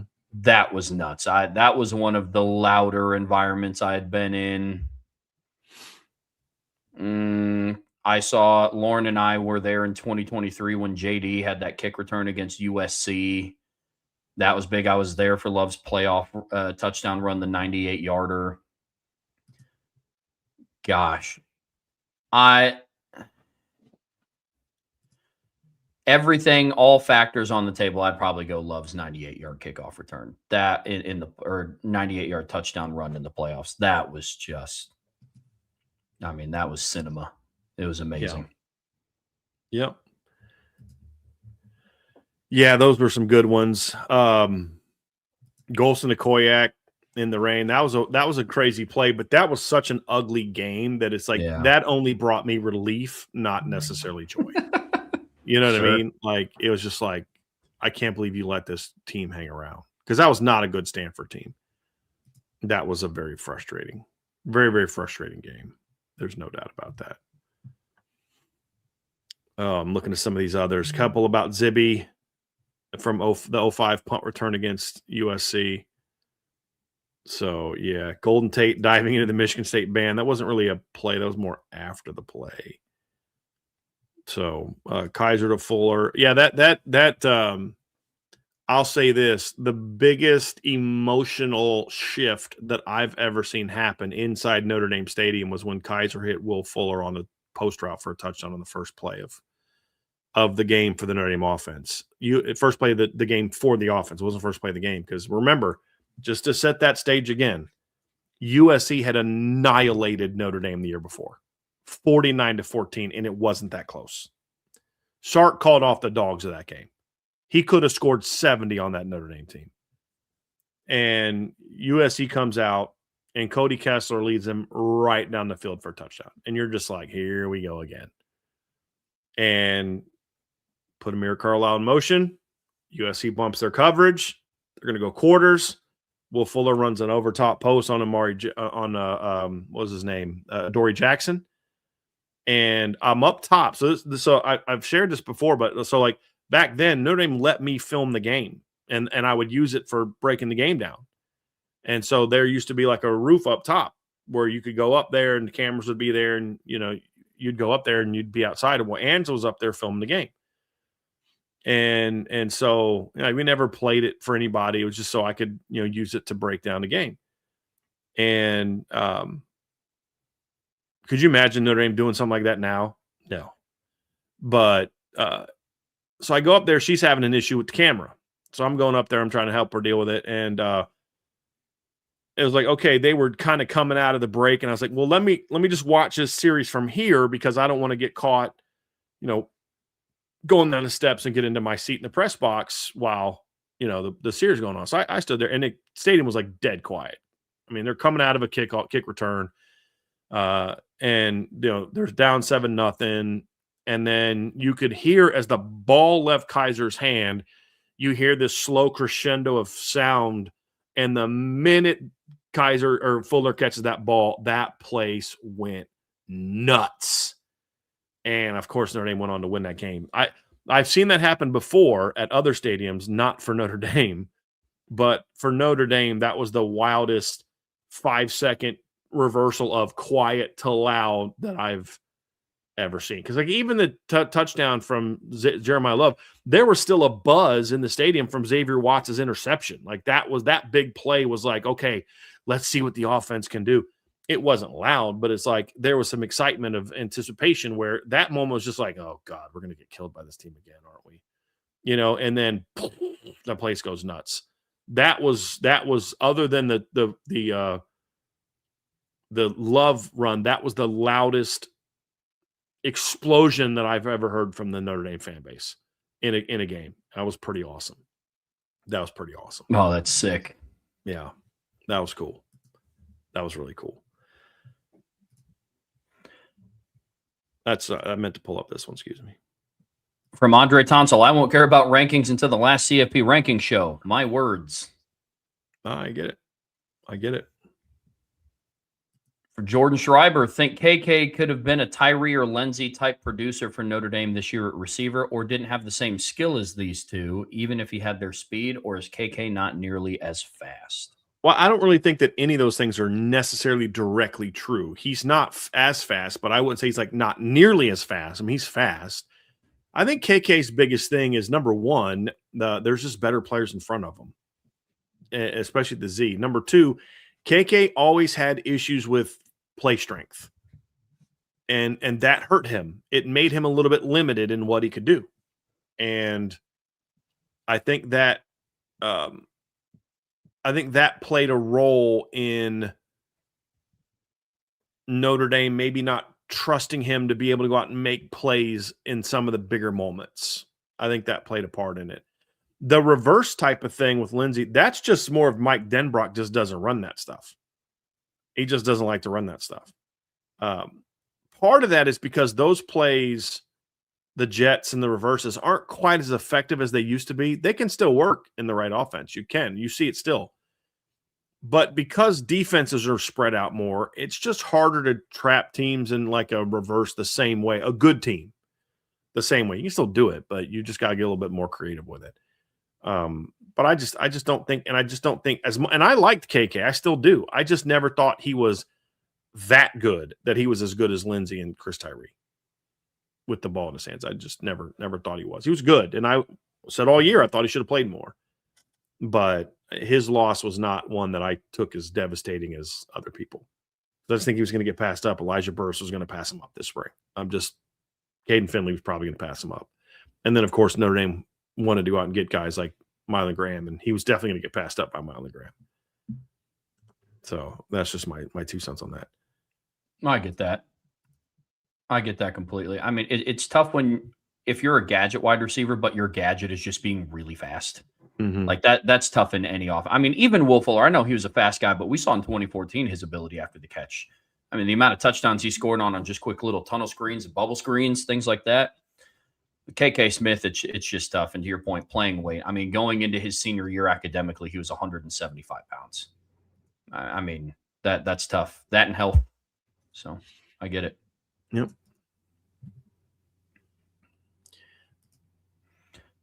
From Iden Benami, will Notre Dame get Burrell or Jones Jr.? Will Notre Dame actually get a Southern 5-star offensive lineman, Simeon or Matthews, etc.? We've been reasonably competitive with them the past few years, but haven't sealed it. I think they still have a great shot to get both Quentin Burrell and Julius Jones Jr. A lot of work to be done, but I think they're in a good spot there. They're not going to get Matthews. They have no shot there. Simeon, they have a shot at. I mean, they went and saw him this week. Joe Rudolph and Marcus Freeman, I believe, both went and saw him this week. They're in that one. If I were predicting today, would I predict them to get him? No, but I don't know that I feel good about anybody getting him right now. But they're in the mix. They're in the mix. If they get him up this spring for a practice, or the Blue Gold game, then I'll feel a lot better about it. He's been on campus before. It's not like he hasn't been on campus, but I think to really get him, you're going to need to get him back on campus for another one. But I do think Albert Simeon's a kid they do have a shot at. Not so much Matthews. Yeah, that one I don't see working out for the good guys. Mm. Yep. Super chat from Tyler Evans. Appreciate you, man. If you could pick 5 players to put in the Hall of Fame, who would they be? Mine would be Rod Smith, Luke Kuechly, Darren Woodson, Reggie Wayne, and Ricky Waters. I have no problem with any of those. I mean, I think Luke Kuechly will get in. I mean, did he get passed over or something recently? Or is he not eligible yet? Rod Smith definitely belongs in. I think Rod Smith's the most underrated wide receiver in history, in my opinion. Darren Woodson's a good one. Reggie Wayne for sure. Is Torrey Holt in the Hall of Fame? He was another one that recently I thought I had an issue with. Ricky Waters is an interesting one. Torrey Holt's not in the Hall of Fame. Torrey Holt should be in the Hall of Fame. Ricky Watters is another one that I think that's a lifetime achievement award more so than like Terrell Davis is in because for a 3-year stretch, he was the best running back in the NFL for 3 years. And his stretch of 5 years was as good as what anybody has ever done. Ricky never had that type of stretch. But Ricky was just good for a number of years, especially with the Eagles and then the Niners. But I don't know that Ricky is a no doubt about it, no brainer guy, but I think you can make a strong case for it. I just don't know that I would make the same case as strongly as I would for the other guys. But look, Ricky Watters from 1992 till 2000, a stretch of 9 years, rushed for 1,000 yards in all but 2 of those years, and that was his second year. And even in the year he didn't get to 1,000 yards rushing, he rushed for 950, had 10 touchdowns that season, and also caught 31 passes for 326 yards. The next year he didn't rush for 1,000 yards. The Niners won the Super Bowl that year. He only rushed for 877 yards, but he had 66 catches for 719 yards that season. So you look at Ricky Watters and you say, well, his rushing numbers are good, but are they historic? 10,000 yards. That's a big marker, only 78 touchdowns. But Ricky Watters also had 4,248 receiving yards in his career. And I think that's where I would say, yes, I'd put him in, but I don't know that there's some that believe a Hall of Famer at some point in time had to be like the best or like in the group of considered the best in the game. And I don't know that Ricky was ever considered that, but I think when you put the numbers in there and the fact that he had success on multiple teams, he had 1,000-yard season with 3 different teams. He had 1,000-yard season with the Niners.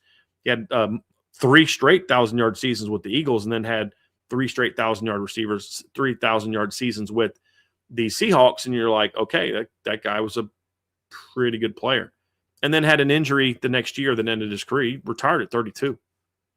So he was still young when he retired. So I would put Ricky in. I just don't think it's the same like no-brainer type of thing as it is for me for like Rod Smith and Reggie Wayne. Luke Kuechly will get in whenever that time comes. I'll be shocked if Luke Kuechly doesn't get in. Yeah, I'd be shocked if he didn't too. I think 2025 was Eli Manning's first opportunity to be in. He didn't get in either. I think he should be in. 2 Super Bowl wins, 2 Super Bowl MVPs, never missed a game due to injury. I'd put him in too. I know he's been a hot topic of conversation with some people. Trying to think of who else just off the top of my head. That was Reggie Wayne? Who was that? Eli Manning. Eli Manning. Okay, yeah. Eli, I get some of the pushback because he threw a lot of picks and then Aaron didn't throw a lot of picks, but like that's his game. He was a great player. And look what the Giants have been since he retired. And they've been garbage. Yeah. And not only did he win 2 Super Bowls, he beat Tom Brady both times. Mm-hmm. One of them was that 07 Patriots team. The undefeated one. Yeah. Mm-hmm. Like Tom Brady was on that team. I think Marshall Faulk, towards the end of his career, was on that team. They had Randy Moss. Wes Welker was on that team. Dante Stallworth. That team was nuts. Yeah. Oh, yeah. I'll say here's a guy that most of you probably won't know who he is unless you're Broncos fans, but a guy that has never gotten a sniff for the Hall of Fame that I think might be the most underrated offensive lineman ever is Tom Nalen, the center for the Broncos during a big chunk of John Elway's career. He was a great center, in my opinion, and never got the respect because he was on a team that was just absolutely loaded. I mean, Gary Zimmerman was on that team for a few years. You had John Elway, Terrell Davis, Shannon Sharp, Rod Smith. But Tom Nalen, in my opinion, should be a Hall of Famer. He was a great center. Great center. Super chat from AST. Appreciate you. Assuming they eventually win their lawsuit, how much of a needle mover is Mensah for Miami? Well, I mean, I think he's definitely a needle mover because it's not just going to be him. If he wins the lawsuit, then the Cooper Barcotti kid is going to go with him, who's a really good football player. So it's definitely a needle mover. I would argue they're going to be better at quarterback next year than they were this year if Mensah's there. I don't think he is like maybe what some people are making him out to be, but the guy just threw for 3,900 yards and led Duke to the ACC championship. I mean, that's that's nothing to sniff at. He was also starting quarterback for losses to like Tulane and, UConn and things like that. But, again, you give him credit for some of the wins and blame him for all the losses. That's the life of a quarterback. But yeah, he's a good quarterback. He'll have a better supporting cast around him at Miami than he did at Duke as well. Oh yeah. So yeah, that's definitely an improvement at quarterback in my opinion for them. And Cooper Barcotti with Malachi Toney is going to be a really nice 1-2 punch there. That won't be an issue for Miami. The issue is going to be who's blocking for him. Yeah. And what will their front seven look like? I think Ahmed Moten's coming back. I think Muhammad Tori's got like his 9th year. Like they're bringing him back. It's like absurd. He literally started his college career in 2019. Yep. Which is bonkers. But that's the thing, is the trenches is going to be the question for them. I think next year they're going to look a lot more like they did in 2024 than they did in 2025 offensively. Yeah. A lot more like that team. Agreed. Yeah. They're going to be good again. They are. Are they going to be as good as they were this year? I don't think they were great this year. I just think they got hot at the right time. Mm-hmm. Real quick, Indy Matador, BD thoughts on Mark Schlereth being a Hall of Famer. I think Mark Schlereth was a very good football player for a long period of time. I don't know that I'd call him a Hall of Famer. If somebody wanted to say he was a Hall of Famer, I wouldn't argue with it. But I thought highly of Mark Schlereth. But again, I think on those 2 Bronco teams, he was their 3rd best lineman at best. You know what I mean? And I don't know that I'm going to put him on there. But I mean, he won a Super Bowl with the Redskins. He won 2 Super Bowls with the Broncos. Played a long time in the NFL, but he only made 2 Pro Bowls. He was really good. I just don't know that I'm willing to call him a Hall of Famer. I have a pretty high standard for the Hall of Fame. But if he got in, I wouldn't be upset about it. Because that offensive line for the Broncos is unbelievable. Absolutely unbelievable. All right, let's go back up here, and we've got one. We got that one from Ryan Schulte. Let's see here. Here we go. From Brandon Gilbert, is it possible that Chris Ash over-schemed those first 2 games because he unintentionally fell victim to the old narrative of Notre Dame not being fast or athletic enough to keep up with the U or Texas A&M? No, I don't think so, Brandon. I understand that sentiment, but I think it's more about he was trying to be too complicated. If anything, you could argue what he was asking his defense to do against Miami was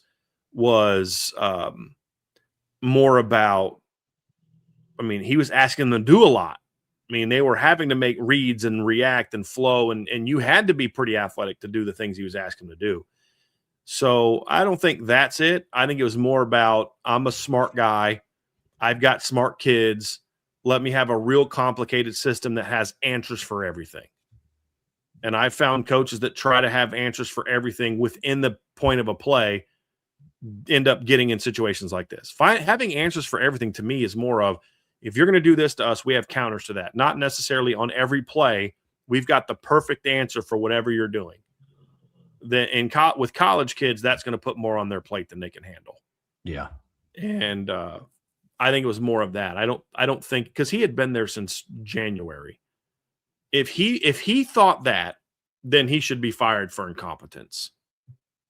If after spending the January, February, March, April, May, June, July, August with that team, and he's like, they're not fast enough or athletic enough, then he doesn't know football.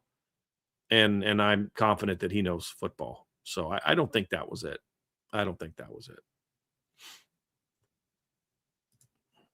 From Salty, did Miami show low class by scooting off the field with no handshakes, Beck, or a very brisk one with Cristobal?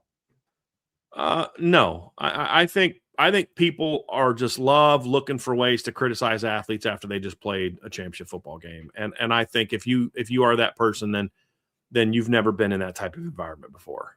And Carson Beck had just thrown the interception that cost his team a championship. If he was smiling and dapping up Fernando Mendoza after the game, people would be like, see, he didn't even care that they lost. Look at him. He's smiling and saying hi to everybody. You're in a lose-lose. Should he have shaken hands with somebody? Sure. But I also understand the notion of, I just ended my career with a freaking interception. Like, I can't believe that just happened. and Mario Cristobal a brisk one, well, what did you want him to do? Like, I so don't care about post-game handshakes. I really don't. The guys on the field should shake hands with each other, and then everybody head to their locker rooms. The coaches can give whatever brisk hand. I don't care. You just coached your butt off. You just poured your heart and soul into a game, and you lost. You know what I mean? Like, I don't care. Low class is to me the Pistons walking out on the Bulls before the game was even over. That's classless. A brisk handshake is not classless to me. It's like, okay, you were pissed off. Whatever. Classless is going to the locker room and talking trash about the team that just beat you. You know what I mean? Or talking about trash about the team you just beat when you weren't willing to do that out there in that coach to that coach's face. That's classless. Classless is doing something disrespectful for the team. Let that team celebrate. Let our kids go into the locker room and console each other. We don't need all this lovey-dovey. Like I hate watching a football game and watching two guys exchange jerseys afterwards. I'm like, bro, like, what are we doing here? You know what I mean? Like, just you go to your locker room, you guys go celebrate, and congrats, you bested us today. I had no problem with it. Would I have rather Carson Beck done? Sure. But if I'm an NFL evaluator, I care a whole lot more about him not being able to read cover two than I do about his not shaking someone's hand after he just lost the title game. I kind of like the fact that he cared enough to be pissed off enough to just walk off the field. Too much gets put into what happens after the game is over. It's just not that it's too many people wanted to all be lovey-dovey and feel goody like in the NFL. Cause like I've contended this for years. One of the reasons why I love college more than the NFL is it looks like people still care when they lose in college. Cause that's it for them. Yes, I understand that they're making money now, but it's in the NFL. It's like, that's their job. If they lose the game, it's, you're dapping up, talking about, hey, let's get together and train in the off season. Here's my jersey, sign it, or we'll get together. It doesn't, a brisk handshake doesn't always mean, oh, is there beef there? You could flip the narrative on the other side. Was Kurt Signetti too brisk with his handshake of Mario Cristobal because he was just wanting to go celebrate too quickly? Didn't Notre Dame fans love that Marcus Freeman was brisk with his handshake with Pat Narduzzi? Remember when he just gave him the thing and then started to walk away and oh, look at him, he punks. Well, we loved it when our guy did it. Mm-hmm. I still don't care about that. It gets blown out of proportion. Like the Green Bay Packers put together a petition to make Ben Johnson apologize for his brisk handshake with Matt LaFleur. This is stupid. It's freaking football. If you think someone should apologize for something done during a handshake other than physically manhandling a person, I'm trying to shake hands and leave, and you're grabbing me and pulling me back. Yeah, you should apologize. Don't you put your hands on me. And that's because you basically kind of, you committed kind of assault. You know what I'm saying? But like, I don't give a crap about that. Like, if you're a sports writer asking a coach to apologize for how they did a handshake, find something else to do, because you suck at this and you probably never played sports a day in your life. Like, you probably never got past the era where everybody got a trophy. Like, just stop. You're too soft for this sport. Go cover something else. Go cover like golf. You know what I mean? Like, seriously, you're not cut out for this. Yeah. 100%. I didn't even want to talk to my parents after a loss, let alone the team that just beat me. Like, a lot of quiet rides home.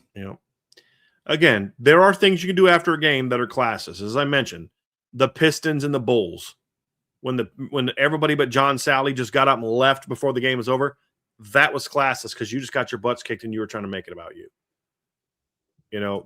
This is just some of this is just. This is what we were talking about earlier. That's not real news. That's clickbait. It's like the loser that was writing about Christian Gray and stuff that happened in the Notre Dame locker room after the game last year. Same energy. Same loser, low T, soft, no, they can't do anything about it. Energy. Same thing to me. Same thing.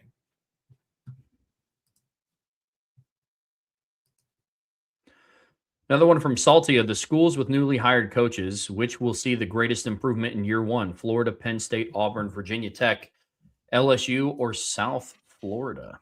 Good question. Man, they're all doing some good things in the portal. I like what Florida's done in the portal. I like what Auburn's done in the portal. Virginia Tech's done really well. I'm gonna probably go with Virginia Tech for two reasons. One is they have the furthest to go, and they have a schedule that's more conducive to them winning more games.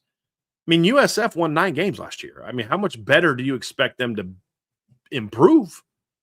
I mean, going into November, they were competing for a playoff spot. So I don't know how much improvement that they're going to have. And I would imagine they're not going to improve because they lost Byron Brown and a lot of their best players and their coach. You know, Florida was what, 5-7? Did they go 5-7 or were they 4? They were 5-7, right? Florida was. Let me go look that up real quick. I think they were. Believe Florida. Let's see here. SEC Florida Gators. They were 4-8. Yeah. So they're kind of like Virginia Tech, and they got a lot longer to go. I mean, they've got to win 3 games to be tied with LSU. So if LSU makes a 2-game improvement, and they're a 9-3 team, whereas if Florida makes a 3-game improvement, they're only 7-6. You know, I think Auburn was 5-7. I think they can improve. I don't know how much improvement they're going to be. I don't know that Penn State's going to improve a ton, to be honest with you. I think they're a 7-8 win team next year, in my opinion, to be completely honest with you. I would go Virginia Tech would be my top pick. My next best prediction would be Florida, just because those two teams have they have the most room to get better. That would be my pick. And I like what those two teams did this offseason. Yeah, I mean, as of right now, FanDuel only has over-under win totals for LSU and Virginia Tech. LSU's win total is set at 9.5 wins, and then Virginia Tech's is set at 7.5. I'll say this, Salty. I think record-wise, I think it's going to be Virginia Tech. Aesthetically, I think it's going to be LSU. Like, there's a world where LSU has the same record, but it looks a lot better than whatever the heck they were doing, especially on offense last year. I think Penn State might look the exact same under Matt Campbell. They won a lot of ugly games under Matt Campbell at Iowa State, like where they weren't really torching people, and it was just ugly football. And that's kind of how like Penn State has won a lot recently. So I think they're going to look pretty consistent.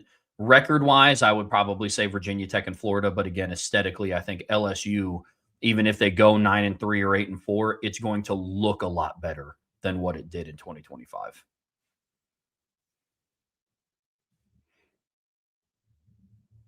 This is a good one right here, Trev. This is a very easy answer.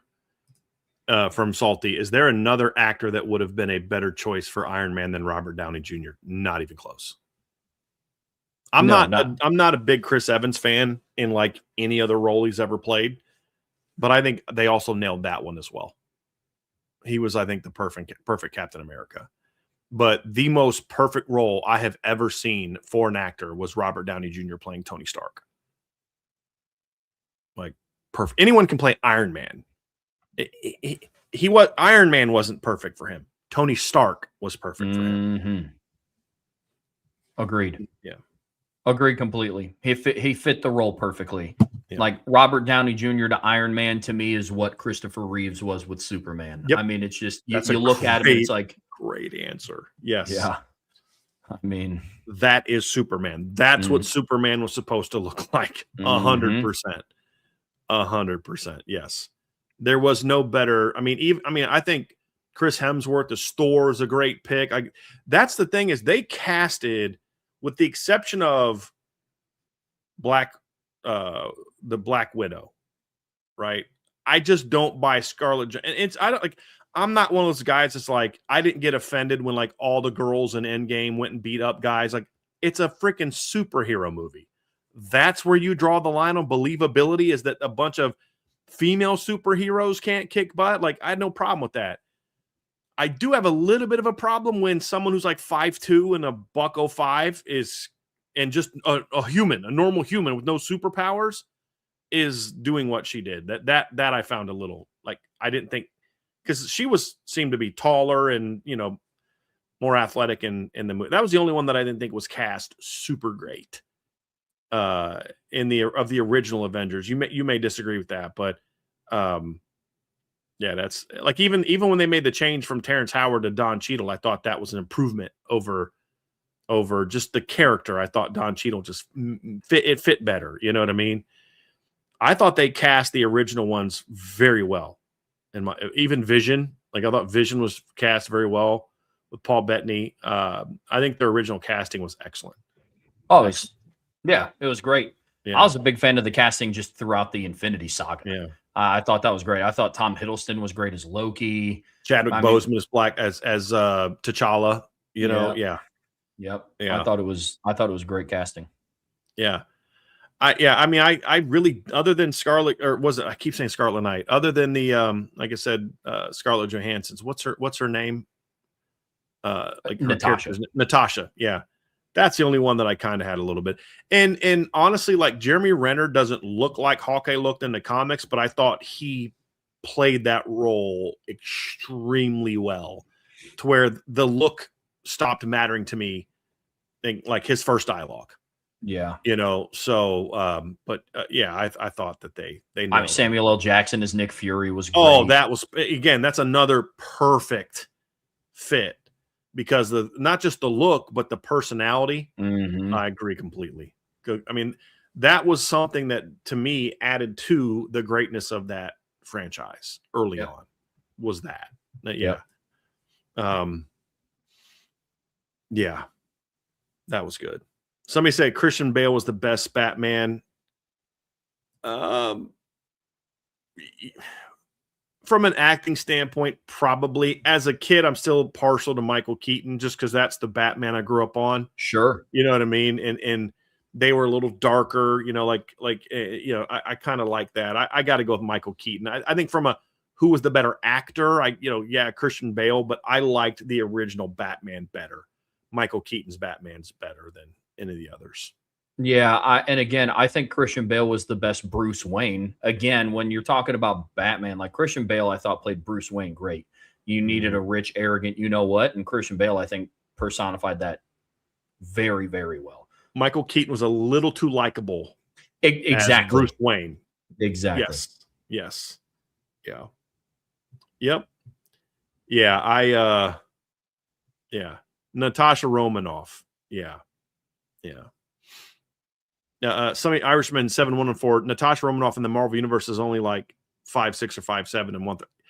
Yeah, that's kind of a lot bigger than Scarlett Johansson, though. That's the point. I mean, she looks like 5'7", 135. That's a really well built soccer player. You know what I mean? Like and Natasha does not look like that. You know what I mean? So that one was not as believable. Lauren is 5'7", and we have friends that are 5'2", and there is a significant difference. Right. Yes. Yeah. She just, and now I think she played the character well. I just could never believe her as, you know what I mean? Like what was T'Challa's sister's name? I always forget his sister's name. Yuri. Yeah. Is that she's skinny and not real big, but she doesn't get by because she's physically beating people up. She's got she's incredibly smart, she's a genius, and she's got technology on her side. Whereas with Natasha, it was just like she's out there, she's just little, and it's just like, it just wasn't as believable. Like aesthetically wasn't believable. So that was kind of my issues a little bit with that. But again, I think she played the character very well. I was very nervous when I heard that Chris Pratt was going to play Star-Lord, and I was like, the goofy guy from Parks and Rec. I was like, okay, and I crushed it. Yeah, I thought it was great. Yeah. Now, see, I wasn't as familiar with that character from the comics, so that was more of like, okay, that like the chubby guy from like that's more of the thing for me, and then. I thought that character was great. So that's the one I don't know how that one was from a character standpoint. I was more familiar with the originals. Like, even though he's a psycho nut job in real life, I thought Mark Ruffalo was a good Bruce Banner. Yeah. Like, he looked more like the original Bruce Banner than, Eric Bana and certainly Edward Norton Jr.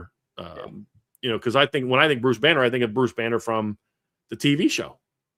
Shorter guy, that kind of thing. And so, kind of dorky. The casting of that was, and kind of awkward, so a little socially awkward. the original Bruce Banner was. So I thought the casting was one of the absolute best things that they did in the original Marvel stuff.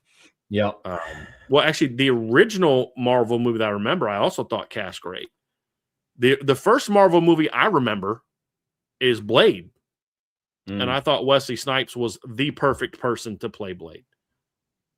So, yeah. Yeah, it's very well done. Does not get enough credit for superhero movies. Like, people are like, oh, Black Panther's like the first, black superhero. And I was like, have we forgot about Blade? There's 3 of them. Like first 2 were pretty good. Third one was terrible. Yeah, Blade was ahead of its time. They hadn't fully accepted like the anti-hero type of thing. Yeah. And that's what kind of did Blade in. It was just ahead of its time. It's very well done, by the way. The first Blade was excellent. Second one was good. Third one was forgettable. Yeah. Which is funny that Ryan Reynolds brought him back in Deadpool and Wolverine. That was hilarious. When watching him walk through, I was like, okay, all right, that's cool. Yeah. We got the original Blade back in the universe. Are they going to make that movie again? It's on hold again. Okay. Yeah. I think I can buy him as Blade, but like that dude's getting old now. Like like come on, man. Like you're going to age him out of the role. I thought he was very good as he was very good in my opinion in Luke Cage. It's very good in that role. That was also one that was cast well. The first season I thought was cast well. I wasn't a big fan of the second season, but the first season was very well done, I thought. Second season I thought was poo. I also didn't love the actor they chose for Iron Fist. I didn't like that one a whole lot either. He just was a little too whiny for me. You know what I mean? Like, just like, dude, this guy is like whining like way too much. Oh, well. We're nerd now a little bit, Trev. We need to get unnerdy for a minute and get back to some football stuff. Let's get back to Bobby S. Here we go. When do you think the staff will have conversations with certain players on position moves like Christian Gray possibly moving to nickel or Gerby possibly going to tackle, etc.? Any other important ones? They've already had them. With any player that's going to potentially move, they've already had them. Yeah, that's already been done. They did that. Most of those they did before the portal opened. So, yeah, those ones already kind of, they did it. Well, all right. And here we go. From JPM. Great show, gents. Appreciate you. Brian, your thoughts on Broncos versus Pats game? Hoping Broncos pound the Pats. I don't really have a strong opinion. I watched a little bit of I watched the Bills game. I didn't watch it. I wasn't like locked in. I had it on the side screen as I was working. It was pretty cool to watch them win. Just remembering what it was like when the Broncos were like good in the postseason. I don't think I can give you a whole lot in matchup. Trev probably will give you a little bit more than that because I haven't watched the Pats. I know that they're really good, and I know Drake May's been a monster coming out, which we're not surprised by. But I couldn't tell you a whole lot about the matchups. I know one player for the Patriots, and that's Drake May. Like I said, I tell you, I don't really follow the NFL a whole lot. The Broncos game is the only playoff game I've watched so far. Yeah, it'll be tough sledding for the Broncos without Bo Nix. That's such an unfortunate injury. That's tough. I mean, putting your faith in Jarrett Stidham for the AFC Championship game is rough. I'll say that. Now, if there was a coach that could potentially pull it off from an X's and O standpoint, I would probably say that it's Sean Payton. But I don't know. They're going to have to rely on the run game, and the Patriots defense is really, really good. Really good. Did you see the tweet that Nick Foles put out? That was awesome. Like, that was really well done. If there was a Hall of Fame for sports tweets, yes. It was probably. Yeah. This is the tweet for those that didn't see it. He said, "Note for the Broncos and their fans. I know it has been an emotional 24 hours. I feel for Bo and the team. I am sending prayers for strong recovery. A positive note going into the game versus the Patriots is that they struggle against backup quarterbacks in championship type games." That was so great. It's amazing. That is such a good tweet. That was a great tweet. And it was trolling, but done in like a classy way, in like a funny way. That was a great, great tweet. That was so well done. So well done. Super chat from Greg Grammelspacher. Would a college football offense using an NFL-style cadence be an advantage? Also, did you guys see Miami's attempted trick play return in the title game? Yeah, I remember seeing people like lose their minds with why did he field that at the 5? Yeah. And here's what I thought about that trick play. I have no problem with that type of play. You're in the championship game. Go for it. Let it all hang out. I had a problem with where they chose to do it. That's one you do when Indiana's backed up a little bit more. That's not one you do where there's any chance you're going to have to try to do some sort of fake inside the 10-yard line. Like, that's just not – I thought the timing of it wasn't ideal. Yeah. Yeah, agreed. That was my shit. And then, I mean, with the NFL cadence, and I mean, it would depend on who your quarterback is. There's so much, especially in today's NFL game, so much happens pre-snap that just a casual fan, and Greg, I'm not saying that this is you, just in general, casual fans don't understand how much happens pre-snap. Like, I had to explain to Lauren the other day, she's like, what was the point of, you do the color number, kill, then you say some stuff, and it's like, well, because the quarterback walks up to the line and they basically get 2 plays in every huddle. And based on the alignment of the defense or based on that, or you'll hear quarterbacks say, hey, we're good, turbo, whatever. And so depending on who your quarterback is in college, maybe, but you're also not going up against defenses that are like the defense that Chris Ash wanted to run, having like a check for everything, read and react, like that NFL style defense has to be run because quarterbacks get 2 plays in the huddle. So you could do it, but it's not necessary. And there's some college quarterbacks that go off of a cadence, but for the NFL, it serves more of a purpose than just being mic'd up and we hear it on the broadcast.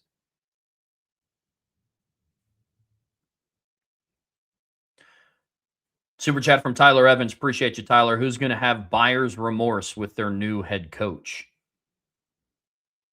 Oh, Arkansas is going to have some buyer's remorse, and it'll eventually happen. It might even happen after they win a title. LSU is eventually going to get tired of Lane. Like, they're eventually going to get tired of him. But the question is going to be, how much does he win for him before then? That's going to be the question. I don't hate a lot of the other hires. Like, Penn State may have to move on for Matt Campbell one day, but if they ever had to fire him, they're going to feel terrible about it because he's generally a good dude. Like, he's a good football coach and a good dude. I think James Franklin at Virginia Tech was a great hire. I like what Florida and Auburn did. It may not work out, but I think both of those were good moves. I mean, there's not a lot of the moves that I thought that was terrible. I don't. Eric Morris is a risky hire for Oklahoma State, but I get it. It makes a lot of sense. They might. He'd be one that I'm a little. It's either going to work out really well or he's just going to go down and crash and burn. We'll see which one. We'll see which one that is here moving forward. But Arkansas is the first one that comes to mind for me. Arkansas or LSU.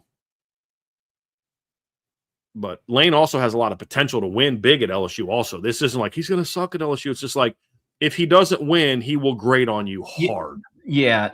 Silverfield at Arkansas might have buyer's remorse on the field. LSU might have buyer's remorse with Lane off the field. It's kind of one of those. But I do think Lane is going to produce at LSU in terms of wins and losses and significantly more points scored. I don't really know how they end 26 worse than 25, but right now it's probably Arkansas. I mean, I'll tell you what, after the process, Penn State probably has seller's remorse. Yes, that's a great, yes, like maybe we shouldn't have fired James Franklin. That might have been a dumb move. You set your program back several years with that decision. Yeah. Several years. Yep. It's a great, great point, Trev. Here's a comment from Nicholas Gross. He says, personally, Saul loves 98-yard touchdown run. Eric Pennick, and we actually met Nicholas, Trev, you and I both did, I believe, at the tailgate. He came to the tailgate, by the way. Yeah. He said Eric Pennick, 85 yards against USC 1973, loudest moments in Notre Dame Stadium. Lou Samoji also said that the Miami game in 88 was the loudest game he'd ever been in. Notre Dame game he'd ever been in, which is crazy because there were only like 59,000 fans back then. What was the year that they played Michigan and the ref had to stop the game because it was too loud? 1988. So back then, crowd noise was a big thing. They would threaten they would throw a flag on you if the crowd wouldn't calm down. It was crazy. Like they'd warn you, and you get like a warning or two, and then like you'd have to, which is nuts. And fortunately, they changed the rules. Yeah, as if that wouldn't have made the crowd louder. Yeah, I mean, if I was in attendance for that game and I had a zebra tell me, "Hey, you guys have to be quiet or it's a penalty," I would scorch my vocal cords. Yeah, to scream as loud as humanly possible. Yeah, that's pretty much what they did. I bet. Yeah, I bet. That's pretty much what they did. All right, we got some more. Here's one from from Jordan Schreiber. Who do you think had the larger impact on the offense, Jeremiah Love in 2025 or Michael Mayer for Drew Pine? I'd still go Jeremiah Love. I mean, obviously, Michael Mayer was basically the offense in 2022 in a lot of ways, but but the offense wasn't very good.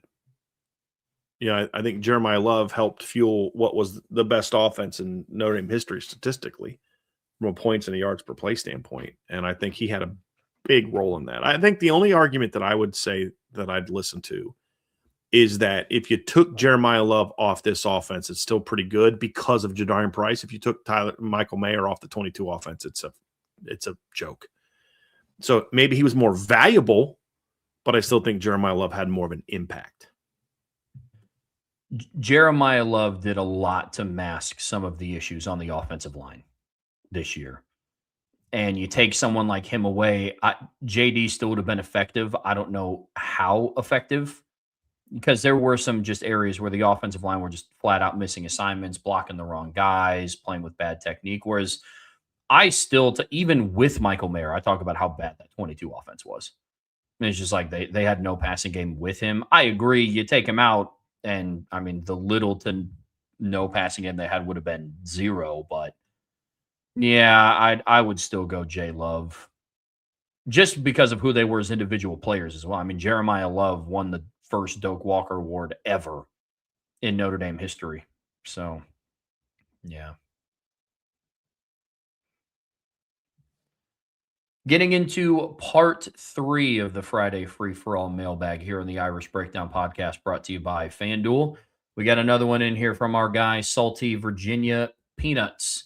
If Cate Blanchett, the greatest living actress of our time, and if you disagree, you will only humiliate yourself, was to portray a Marvel or DC Universe character, which should it be? She did. Yeah, go ahead. She did. She was Hela in Thor Ragnarok. So I guess my answer would be she would be Hela in Thor Ragnarok. You're going to sit there and be like, greatest living person of all time, and we're going to humiliate ourselves if we don't know it, and then you didn't know she was already in a Marvel movie? Salty, bruh. Bruh, my dude, I love you, Salty, but bro, who's humiliating themselves now, Salty? Salty, how could you forget the Kate one? What are we doing here? We should have played it off like, you know what? Yeah, who should it be? I think he should play Thor's evil sister in like the third installment of the Thor movie. Wouldn't that be awesome? Or third installment of the Thor movies. Yeah, that's what I think. Like, she's got these crazy wicked powers. Like, she can just invent like weapons out of her hands. That'd be awesome. I think Cate Blanchett would be perfect for that role. What do you think, Trev? I think that'd be a great role. Honestly, I mean, I think she would really be able to embody, because she's such a stoic actress, that she'd be able to embody how powerful Hela is. Yeah. Only the greatest living actress of our time could pull off that role the way that she would be able to pull off that role. So, yeah. Sorry, Salty. I had to go there. We love you. Like, love and you, the best part is like you get this, and if you disagree, you will only humiliate yourself, and then ask what role she would play in the Marvel universe when she was, in fact, in the Marvel universe. Yes. DC universe, though, I'll give you some credit here, Salty. Somebody's DC, grandmother. I was just about to say, like, Superman's mom. Yeah. Like, if they did, but like the original mom. yeah. Like on Krypton, on Krypton. correct? Yes, correct. Mm-hmm. Yeah. Somebody, if they're making a movie about Notre Dame, I completely agree with this. Tobey Maguire's Tommy Reese. Completely agree. Yeah, that'd be fun. That just maybe I'll put that thread up on the board. Is who would you cast actor wise as like famous Notre Dame players or coaches? That'd be fun. Tobey Maguire's Tommy Reese for sure. Although he's a little too old to play Tommy. Tommy's young still. If he grew a little bit of a beard, he might be able to. He might be able to pull it off. We love you, Salty. We just had to have some fun at your expense on that one, buddy. Yeah. Let's see here. Okay. Here we go. This is a good one. This is a good football one from Salty. How are Al Washington and Charlie Partridge working together to provide continuity in D-line recruiting, and how will they work together in development? So this is actually a great question, Salty, because you are correct that Charlie Partridge is, in fact, the defensive line coach at Notre Dame. And so this is a relevant question. I'm sorry. I promise I'll let it go after this one, Salty. But in all seriousness to your question, this is a great question because the good thing is they actually have a bit of a relationship from the past, obviously both being D-line coaches. He spent some time around Notre Dame during some downtime, meeting with the coaches, watching practice. So, like, he doesn't show up at Notre Dame unfamiliar with the personnel. I mean, obviously he knows Chris Ash, but he doesn't show up unfamiliar with the personnel. He's seen the personnel up close and personal. And him and Al Washington have spent time in the past coaching football. So Al Washington is not going to really help him from a development standpoint because you let him coach his way. And if players are coming to you complaining about the new coach, then you tell them, hey, man, I'll be here for you. Anything you need in life, I'm here for you. But if you got a problem with football, you got to go sit down with the coach. You got to talk to Coach Partridge. You know what I mean? But they'll work together in that the linebackers and D-line have to work together. They have to be on the same page. They have to work in unison. And so Charlie Partridge and Al Washington are going to work together a lot. So there has to be that good connection. So the fact that they do know each other, that there is a relationship. I know for a fact that Al Washington thinks very highly of Charlie Partridge as a coach. And I have to think that the feeling is mutual. Otherwise, I don't know that they would have, you know what I mean? Like moved him where they moved him, I think is going to create for a very good working relationship from a coaching standpoint. Recruiting wise, what they're actually doing is really smart. Al Washington's staying on the D lineman from the 27 class. They're going to both tag team him, but Al Washington is now recruiting linebackers and he's still involved. Like he was out there to see Marcus Fakatu. He's been out to see a lot of the D linemen. Anyone they get on that's new, Charlie Partridge is going to take. And it's smart because why would you remove the best relationship those kids have built at Notre Dame when he's still at Notre Dame? And so I think that was smart of the staff to do that. And then now Charlie Partridge doesn't have to say, okay, welcome to Notre Dame. Best of luck going and trying to get these elite D linemen that you don't know. Now it's like, and Sean Davis had an update on the IB board talking to Marcus Fakatu and his family after the visit. He was talking about how much Coach Washington was talking about Coach Partridge and how much he's going to like him and learn from him and all those kind of things. So it's great because the guy that you thought you were going to play for is still at Notre Dame, and he's selling the guy that you're now going to play for. So now when Charlie Partridge gets that relationship, now you've got two coaches you've connected with, as opposed to removing the one from the equation and saying, let's have Charlie Partridge come from behind, and now it's up to him to do it. Actually, I think the way they're handling that is perfect. Perfect. Yeah, absolutely. And then for continued development, Al Washington is still the run game coordinator. So they're still going to be working together to make sure all of that fits the correct scheme. So that's a good question, Salty. Yep. Somebody said, who would play Brian Driscoll? I'd play myself. Come on now. B's put in such a funny one. I don't Bees, even want to.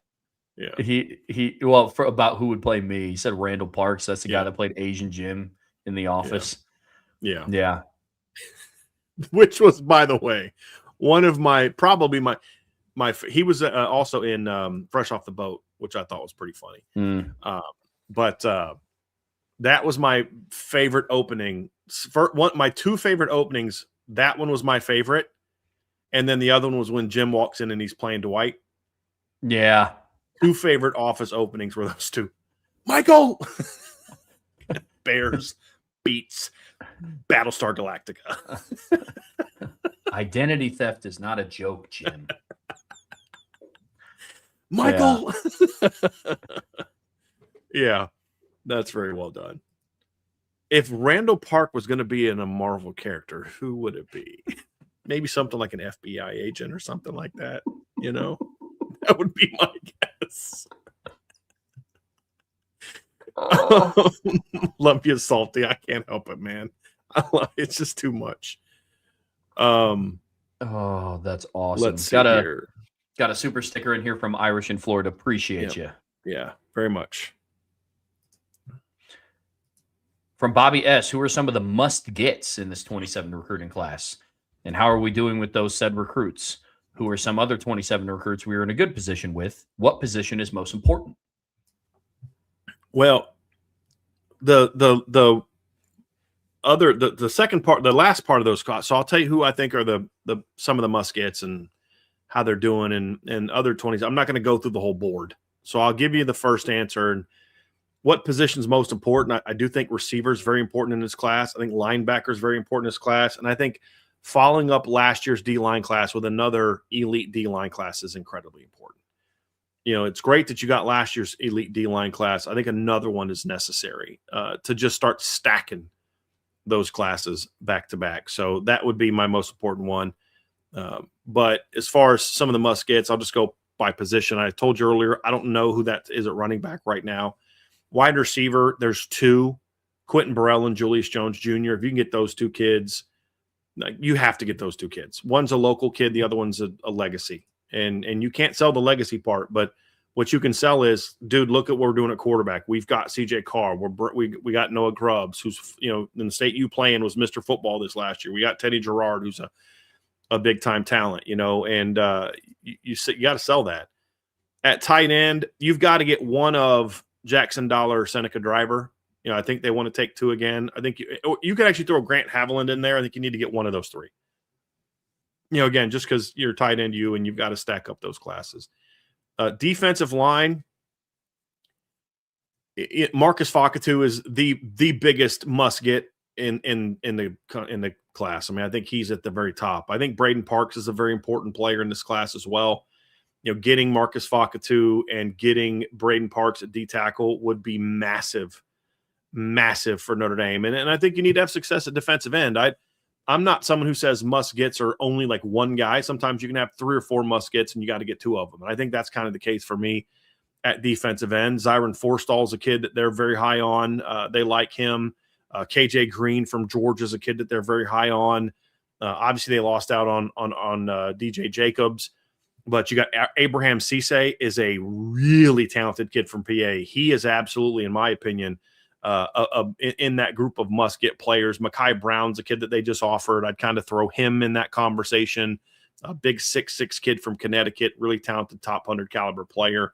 Ty Tautola, it's a West Coast kid that they're in on. I think he's in that group. And then Chris Whitehead. That's 6 must-get players at defensive end. You've got to get 2 of them. Like, that's where I'm at. You get 2 of those guys, I think you'll be in a pretty good position moving forward. I think linebacker is a very important position. Who are the top guys? That's a little bit more up in the air right now because they are making a change at that position. So obviously, Ellis McGaskin decommitted. I'm not overly surprised that happened, to be honest with you. I don't think Cooper Witten's going to happen, especially with his dad being hired at Oklahoma. You know, they just went and saw Amari Sanders this week. You know, there's a kid that they just offered from Isaiah Lailua that they've offered that Washington just went and saw. Trevor, he's only about 6 foot, 6'1", 220. That kid can move, dude. Like, he is a really talented player. I broke down his film last night when I was talking about, the visitors, because they went out and saw him. Yeah, they didn't see him. Yeah, they saw him yesterday. But he's from Servite, really talented player. Like his film a lot. There's some good linebackers in the class. Those are some early guys that I like that they're in on. They're not going to get Caden Henderson. They're not going to get Taven Epps, obviously. And then at DB, they're just kind of big game hunting. But I don't know that I'd call them must gets because they've already landed some very good players. Xavier Hassan was a must get. But if you can get Josh Dobson in this class, that would be a grand slam home run at corner, just a grand slam home run. They've already got Khalil Terry at safety. There's 3 other safeties that I love on film in this class, and I think you got to get at least one of them. You've got Honor Alave Johnson from is he from Orange Lutheran? I think he's from Orange Lutheran. He is a dude on film. Gavin Williams from California is another kid that I'm very high on. And then Tavares Harrington, the kid from Illinois. I think he's kind of a corner safety hybrid. You've got to get 1 to 2 of those guys, in my opinion, because I do think numbers at safety in this class is important, Trev, because you only signed 1 for sure safety last year.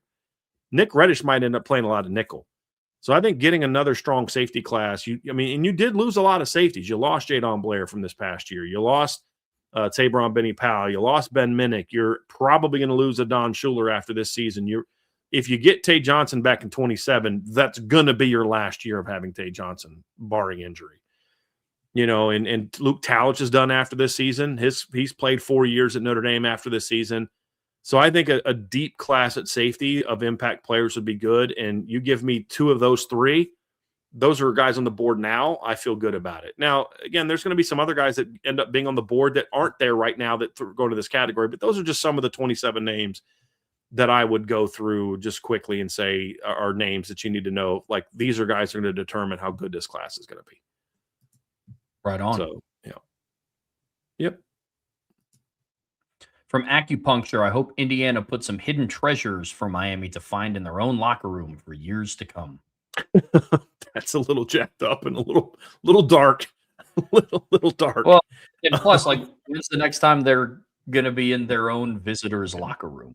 Yeah. Or actually, no, because I get what you're saying. I misunderstood. Indiana was in the home locker room. I get you. Yeah. It's well played. From Bobby S., how pumped would you be if first day of spring, the offensive line from left to right is Will Black, Anthony Knapp, Joe Otting, Charles Jagasaw, and Gerby Lambert? Do you think they give Black a chance at left tackle? If not, would you rather him compete at right tackle or guard? Well, part of that depends on Charles Jagasaw's health. If Charles Jagasaw is not healthy, I would probably not move Gerby Lambert away from guard, and I'd probably put Will Black at right tackle if they won't move Anthony Knapp. I'd be fine with that line. I think that if Ashton Craig is not healthy to play, obviously I'd be more excited if Ashton Craig was healthy to start the season at center. I do think there will be a battle between Joe Otting and Cam Herron behind Ashton Craig for that starting job. But I'd be fine with that. I still will say I think moving Anthony Knapp to center is still the best thing Notre Dame can do. I will continue to say that. But if they moved him to guard and kept Will Black and put Will Black at left tackle and they had Ashton Craig at center once his time came, or even if Joe Otting earns that job or Cam Herron, that's one heck of a line, Trev. Yeah. That's one heck of a line. There's no doubt. One heck of a line. Yeah, that'd be nasty. Brandon Gilbert, I'm not a tinfoil hat guy, but was the screw job motivated by certain powers that know what odds favored the Notre Dame team natty would do to college football? Hashtag open the floodgates. Hashtag Brett the Hitman Hart. What are your thoughts on that, Trev? Potentially. I mean, I think that a lot of this was more of an Alabama conversation in my eyes, the further and further away I get from it, than a Notre Dame conversation. I think whatever team that was in Notre Dame's position would have gotten bumped out for Alabama. It just happened to be Notre Dame. I mean, again, we're talking about, how many times have we brought it up in this show, Brian? They had the tied for the third highest odds on FanDuel to win the national championship 15 minutes before that show kicked off, and then they were eventually left out. Everybody knew what was coming down the pike if Notre Dame made the playoffs. So I don't think, Brandon, that you're a tinfoil hat guy in terms of, certain powers pulling some strings. I just don't think it was more so to leave Notre Dame out. It was all hands on deck to get Alabama in. They've been one of the premier brands in college football for almost the last 2 decades, and they weren't a part of the first 12-team playoffs. Now, if Notre Dame went 11-1, we're not having this conversation about Notre Dame. We'd probably be having it about BYU. And how in the heck did BYU knock it in over Alabama? It's just Notre Dame was that team this year. And that's the further and further away I get from it, that's how I view it. I'm still pissed that it was Notre Dame, but I think it's more of an Alabama conversation more. And we're still seeing it. They went up in the AP poll after losing by 35. We're seeing it. I mean, it's crazy. So that's where I'm at with that one, Brian. What about you? Was it the driver? Maybe not. Do I think it was a part of it? Yeah. As we said, Trev, I think a big part of this is they wanted to load the deck for the SEC to be able to make a run and get back to the championship game. 100%. And I think they knew that if they put Notre Dame in the playoff, that Notre Dame was going to do what Miami did. If they put Notre Dame and Miami in the playoffs, basically Notre Dame or Miami was going to do what they did. Trev, I'm pretty sure you and I said that Miami could make a run. Yeah. Because of how good they are on defense and in the trenches. And because you had 5 teams from a very mediocre league that had half the spots, but I think they knew that Notre Dame and Miami both had a chance to do that. And on top of Indiana and Ohio State, there was a chance that they were going to get exactly what happened to them, but maybe even worse, because then they likely don't even get that first round win of Alabama and Oklahoma. If they'd have done what they were supposed to do, which is drop Alabama out, Oklahoma gets smacked by Miami in round 1, and I think Texas A&M gets beat by Notre Dame. And now you may not even have a semifinal team. You know what I mean? But I think it still would have been that way, because I think Ole Miss still beats Tulane, and then obviously goes and beats Georgia. One of those, like they would have done that. But now your risk is much lower of having a team or even 2 teams in the semifinals. And I don't think they wanted that. And it's exactly how it played out anyway, because the SEC was very mediocre last year. Agreed. So Irish in Florida did have a question that didn't get stuck to his super chat. So we'll bring that up here. Good deal. Which 2026 player has the biggest gap between public perception and actual on-field impact in 26? Love the show. Go Irish. Drake Bowen, easily, in my opinion, is the player who has the biggest gap in production, public perception, and then on-field impact. You talk to the Notre Dame coaches, you talk to some NFL people I've talked to, like they're going to tell you the same thing. Like, this kid's an NFL football player. I mean, he's a first-round pick. I'm not saying that, but like, this is a very good football player. And then you talk to some Notre Dame fans, and then definitely national media. It's like Drake Bowen in the on-3 rankings was 257, which is absurd. Remember when ESPN did something last year? They did like the top 25 impact players that don't play quarterback, and the article was written from talking to coaches. Do you remember they did that article? Yep. And they talked to football coaches. It wasn't like their opinion. Drake Bowen was in that top 25. And that was not 25th. After, right. That was after the 24 season. Yep. So when you talk to football people, I think for the most part, they're going to tell you this is a good football player. Now, I was talking with a friend of mine yesterday who's knows football, and he thinks Kingston's better than Drake. But like it's like, okay, but that's a different argument. The problem that I have with a lot of Notre Dame fans is they want to say, I like Kingston better, so let me tear down Drake. That's the problem we've always had. Yeah. And we've always said they should be playing together. That's the issue that we've had. But the notion that Drake Bowen is anything other than a big-time linebacker is one of the most misguided, just incorrect things, in my opinion, that I've seen out there. Yeah, 1A is Drake Bowen, 1B is Christian Gray. Yeah. And honestly, public perception, his perception in the Notre Dame fan base is worse than what it is nationally. Yes. Which still blows my mind. So I would go 1A Drake, 1B Christian Gray. I think you throw Jordan Faison in this conversation as well. I mean, they just released On Three's top 300 rankings, and Notre Dame's leading receiver wasn't even on there. Yeah. So, those are good ones as well. Yep, those are very good ones as well. All right, we got a couple more down here. From Irish I-77, did they offer Mark Edwards' son yet? That would be Xander Edwards. They have not. He is a 2028 running back, and he is an absolute dude. But they have not offered him yet, and I think that's a mistake. I don't care who his dad is in regard to, look, I loved Mark Edwards as a player. Loved him as a player. I'm not offering his kid just because he's his kid. There's a lot of former Notre Dame players that have had kids come up and play football. Rocket Ismail had a son that went and played college football. Notre Dame should not have offered him. That's why he went to Wyoming. You know what I mean? Like, you offer a Notre Dame player's kid because that kid can play for you. And the only reason that I would offer Xander Edwards is not because I loved watching his dad play. It's because he's a dude, and he is a dude. So, yeah, I would offer him right now, and I think it's a big mistake that they're slow playing him. And I get why they're doing it. They want to see how the board is, and there's some other good players. And I'm like, look, take him and still go after the Jernigan kid. I think the Jernigan kid's I said this when he visited the weekend that – didn't he visit? It was like Amir Brown, Keemon Spell, and Zayden Jernigan, I think, all visit the same weekend. And remember what I told you? I think the Zayden Jernigan kid's best running back on campus today, not named Jeremiah Love. Like, he's a dude. Take them both. You know what I mean? Like, take them both. Because Xander's so big, he's like 6'2", 220. You can do different things with him in 21 personnel that you can't do with another running back. You know, you can put him outside, you can have him block, and then still run the ball because he's a dude. So I think that's a mistake. I'd be all over him. Yeah.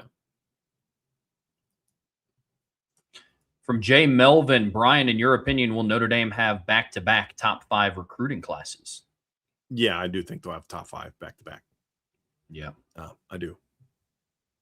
Yep. I'll ask this one, Trev. I know I talked a lot about it the other day. I'll give you a chance to respond to this one from Salty. How important is it that Jason Onye got another year of eligibility? Oh, it immediately raised the floor of the defensive tackle room. A lot of the conversations that we had before Jason Onye, the floor of the defensive tackle room was based around what Francis Brew did at Pitt.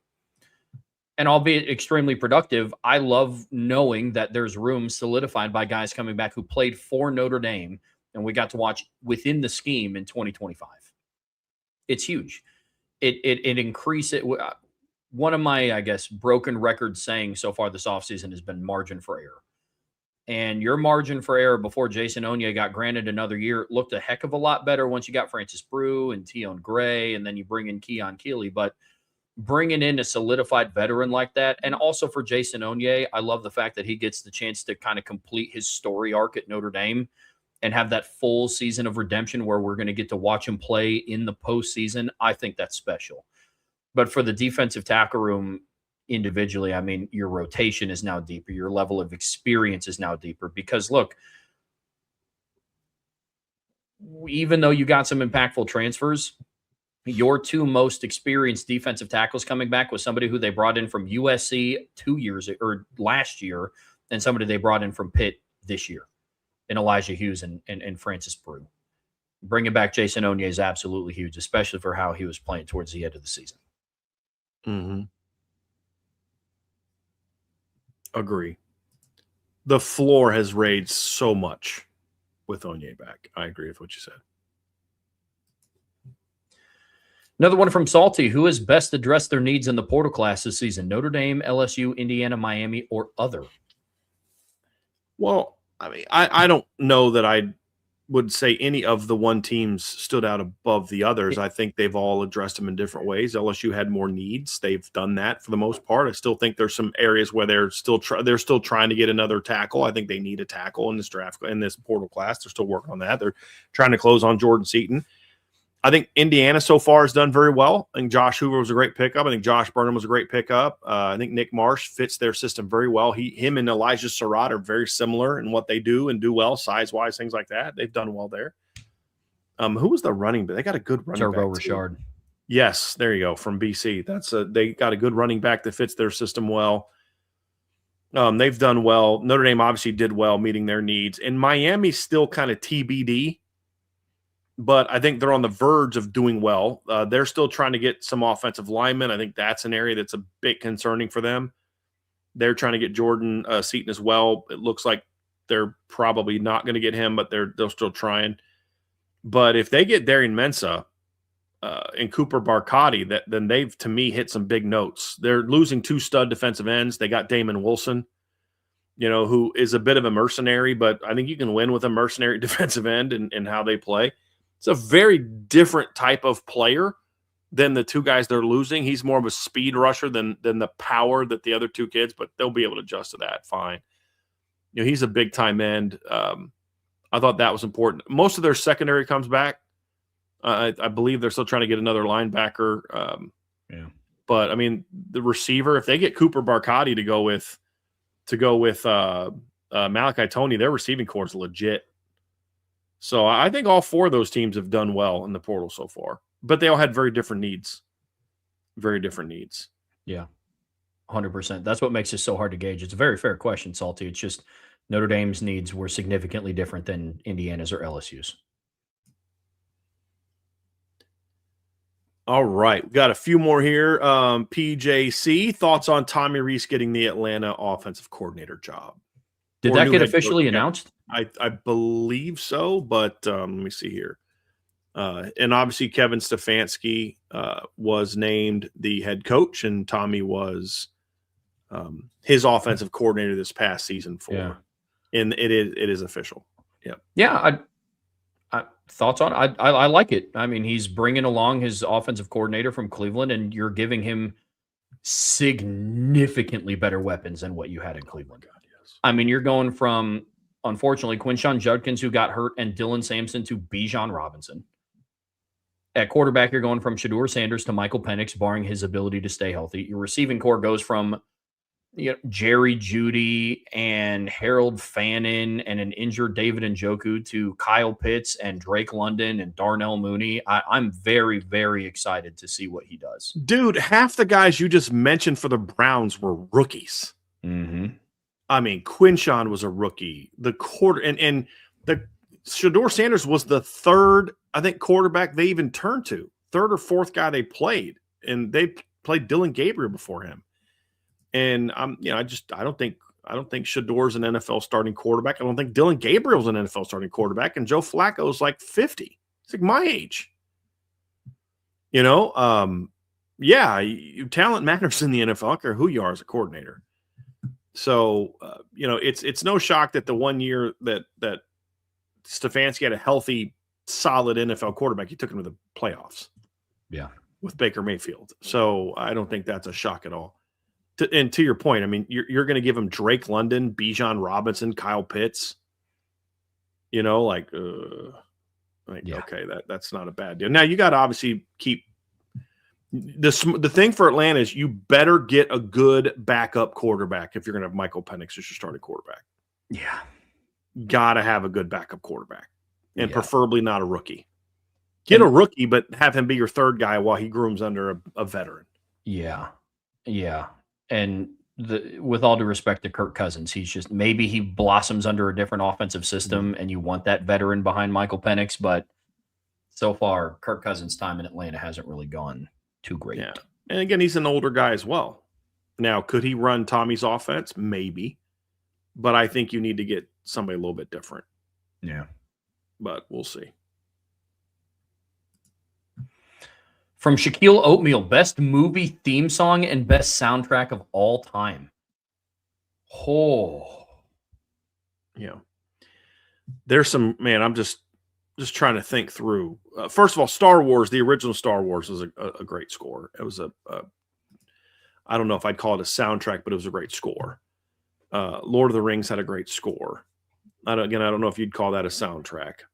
I'm kind of combining them. Yeah, I'm old, Trev. I'm an 80s kid, so Footloose had a phenomenal soundtrack, and just that was really well done. Pulp Fiction had a pretty good one. All right, Friday had a great soundtrack. That was a great soundtrack. Friday was excellent. Trying to think some other ones.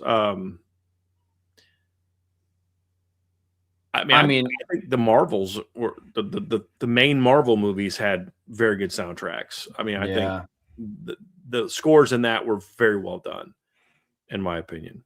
Yeah. I think his name's Alan Silvestri was the composer for those. He did really well with those. I mean, honestly, the Pirates of the Caribbean score is awesome. Like the musical score in Pirates of the Caribbean knocks. Yes, that's a great one. So I have to listen to instrumentals when I work and write articles and stuff. Or I will start typing out lyrics of songs or out. So all of my music I listen to when I work and write articles is all like musical scores. And Pirates of the Caribbean is definitely on there. Best movie theme song. Dude, there's so many. I mean, I'm biased. I'm very biased. Trev, and I think you know where I'm going to go with this one. Best theme song is Superman. I mean, but I'm biased. I've told you, I was Superman for like 5 straight hot Christmases or Halloweens. I mean, I might have still actually been wearing it at Christmas from what my mom said. I'm actually wearing it right now. Yeah, no, that would have been great. Oh, it's down here in an area where I can't show. It's where my Superman gear is. I'm totally kidding. But I mean, that's a great. You know what is a very underrated theme song? Oh, what was the name of that TV show? Oh man, it was like that fake Superman that got his thing. Greatest American Hero. Believe it or not, I'm walking on air. You ever heard? It's a great theme song. Yeah, that's a good one. Cheers, great theme song. Like you hear that song and you're like, that's Cheers. Like, okay, I'm hearing Cheers. Yeah, that's not a movie one. Those are I'm going with. I think Superman's really the only like movie theme song. Mission Impossible, very iconic. That's one. Yeah, I mean, I'm more of the TV theme shows, or is more my bag. Yeah, for movie theme song, like I love Indiana Jones. That's iconic. Back to the Future is iconic. The most, in my opinion, and again, bias. I was a Star Wars kid growing up. I think the best individual soundtrack in a movie of all time was Duel of the Fates. That's a song that came on when they first entered. Like it's the start of the Darth Maul and then Obi-Wan Kenobi and Qui-Gon Jinn fight. Duel of the Fates is nuts. Yeah. Which added to that, as I said the other day, is the greatest lightsaber fight, in my opinion, in all of the Star Wars movies. That battle between Qui-Gon and Obi-Wan against Darth Maul was exceptional. I was shocked that Ewan McGregor was good at that. Like he didn't strike me as like a action kind of guy. He was good in that fight scene. Yeah, they good. Fun fact, they had to slow it down because they were going too fast. Yeah. Like the camera couldn't register like the strokes of the like swords that they were using. So they had to slow down what they were doing. Yeah. Blows my mind. Yeah. Yep. That was very well done. Very well done. And once Qui-Gon got out of it and it was just the two of them, it really intensified. So, yeah. I don't know what it was, but I really liked that character, Liam Neeson's character as Qui-Gon Jinn in that one. But it went downhill from there. From Jay Melvin, Brian, do you think the NFL will try to sabotage college football due to the fear of the gaining interest of college football, despite claiming to do the best for football fans? No, I don't think it has anything to do with trying to sabotage college football. I think it's just about greed. They know that college football can't compete with the NFL. And that's why they're trying to take away Saturdays in the fall and things like that. That's all it's about. I don't think they're afraid of college football, nor should they be. I wish they were, but they're not. NFL blows away college football. So, and college football fans aren't going to stop being NFL fans if they're that way. There's some, like I don't watch NFL anymore, but you have the generational losses that you're going to have from people who just the game changes and you don't like the. I'm sure there were people that stopped liking football because they put face masks on them. These pansies need face masks. You know what I mean? Like you're always going to have people like me that just generationally stop watching. But no, I mean NFL's way more popular in college football. And the NFL is a lot more stable right now than college football. I mean, college football right now is not even remotely a threat to the NFL with all the absurdity going on in college football right now. Well, I mean, then the NFL is more consumable. I mean, there's 32 teams. You can turn on Red Zone. You can buy Sunday ticket. I mean, for college football, it's, depending on the matchup or if it's your favorite team, you got to go get the Big Ten network or the SEC network. That it's different. You can be an NFL fan and you can have the same quarterback on your team for 15 years unless you're the Cleveland Browns or the New York Jets. So it's just a different beast. It's a lot more consumable. And we got the last one here, Trev, from Irishman 7114. Conversely, do you think we will exceed expectations as a coach who do you think will exceed expectations as a coach at their new program? Man, let me look up and go through this new college football coaches in 2026. Off the top of my head, I'm going with Will Stein at Kentucky. I think Kentucky's kind of became like somewhat of a laughing stock in football of the SEC, and I really like what he's piecing together down there. I really do. If only he wouldn't have hired Jay Bateman as his D coordinator. That trumps all the potential excitement I can have for his program. Is Jay Bateman as his D coordinator. Kyle Whittingham at Michigan. I think expectations are high. I don't know that he's going to exceed them. Matt Campbell at Penn State. I think Penn State fans are going to look back and say maybe it could have been worse. Jimmy Rogers at Iowa State. I mean, guy's a winner. I mean, so I think he'll fit there. But, I mean, what are the expectations at Iowa State? I mean, just go to a bowl game every year, basically. I don't love the Tosh Lupow hire. It may end up being good, but, we'll see. Colin Klein at Kansas State. I'm not completely 100% sold on Colin Klein yet. So, and a lot of times those alums that go back have not worked out well. Now, I say that in a year where an alum led a team to the national championship game. I get that. But by and large, they haven't gone great in a lot of instances. And again, I'm just not quite sold yet on him. I would be much more excited about the Will Stein hire, Trev, if he didn't hire Jay Bateman as the D coordinator, because I agree with everything you said. Wholeheartedly endorse everything Trevor said. But at the end, I have a but, Jay Bateman. And I think Pat Fitzgerald will do very well at Michigan State. I think Bob Chesney is going to do better than people think at UCLA. At least people in the chat. I don't know what nationally people think about that hire, but I think in the chat, I think people do well. I didn't love the Pete Golding promotion, to be honest with you.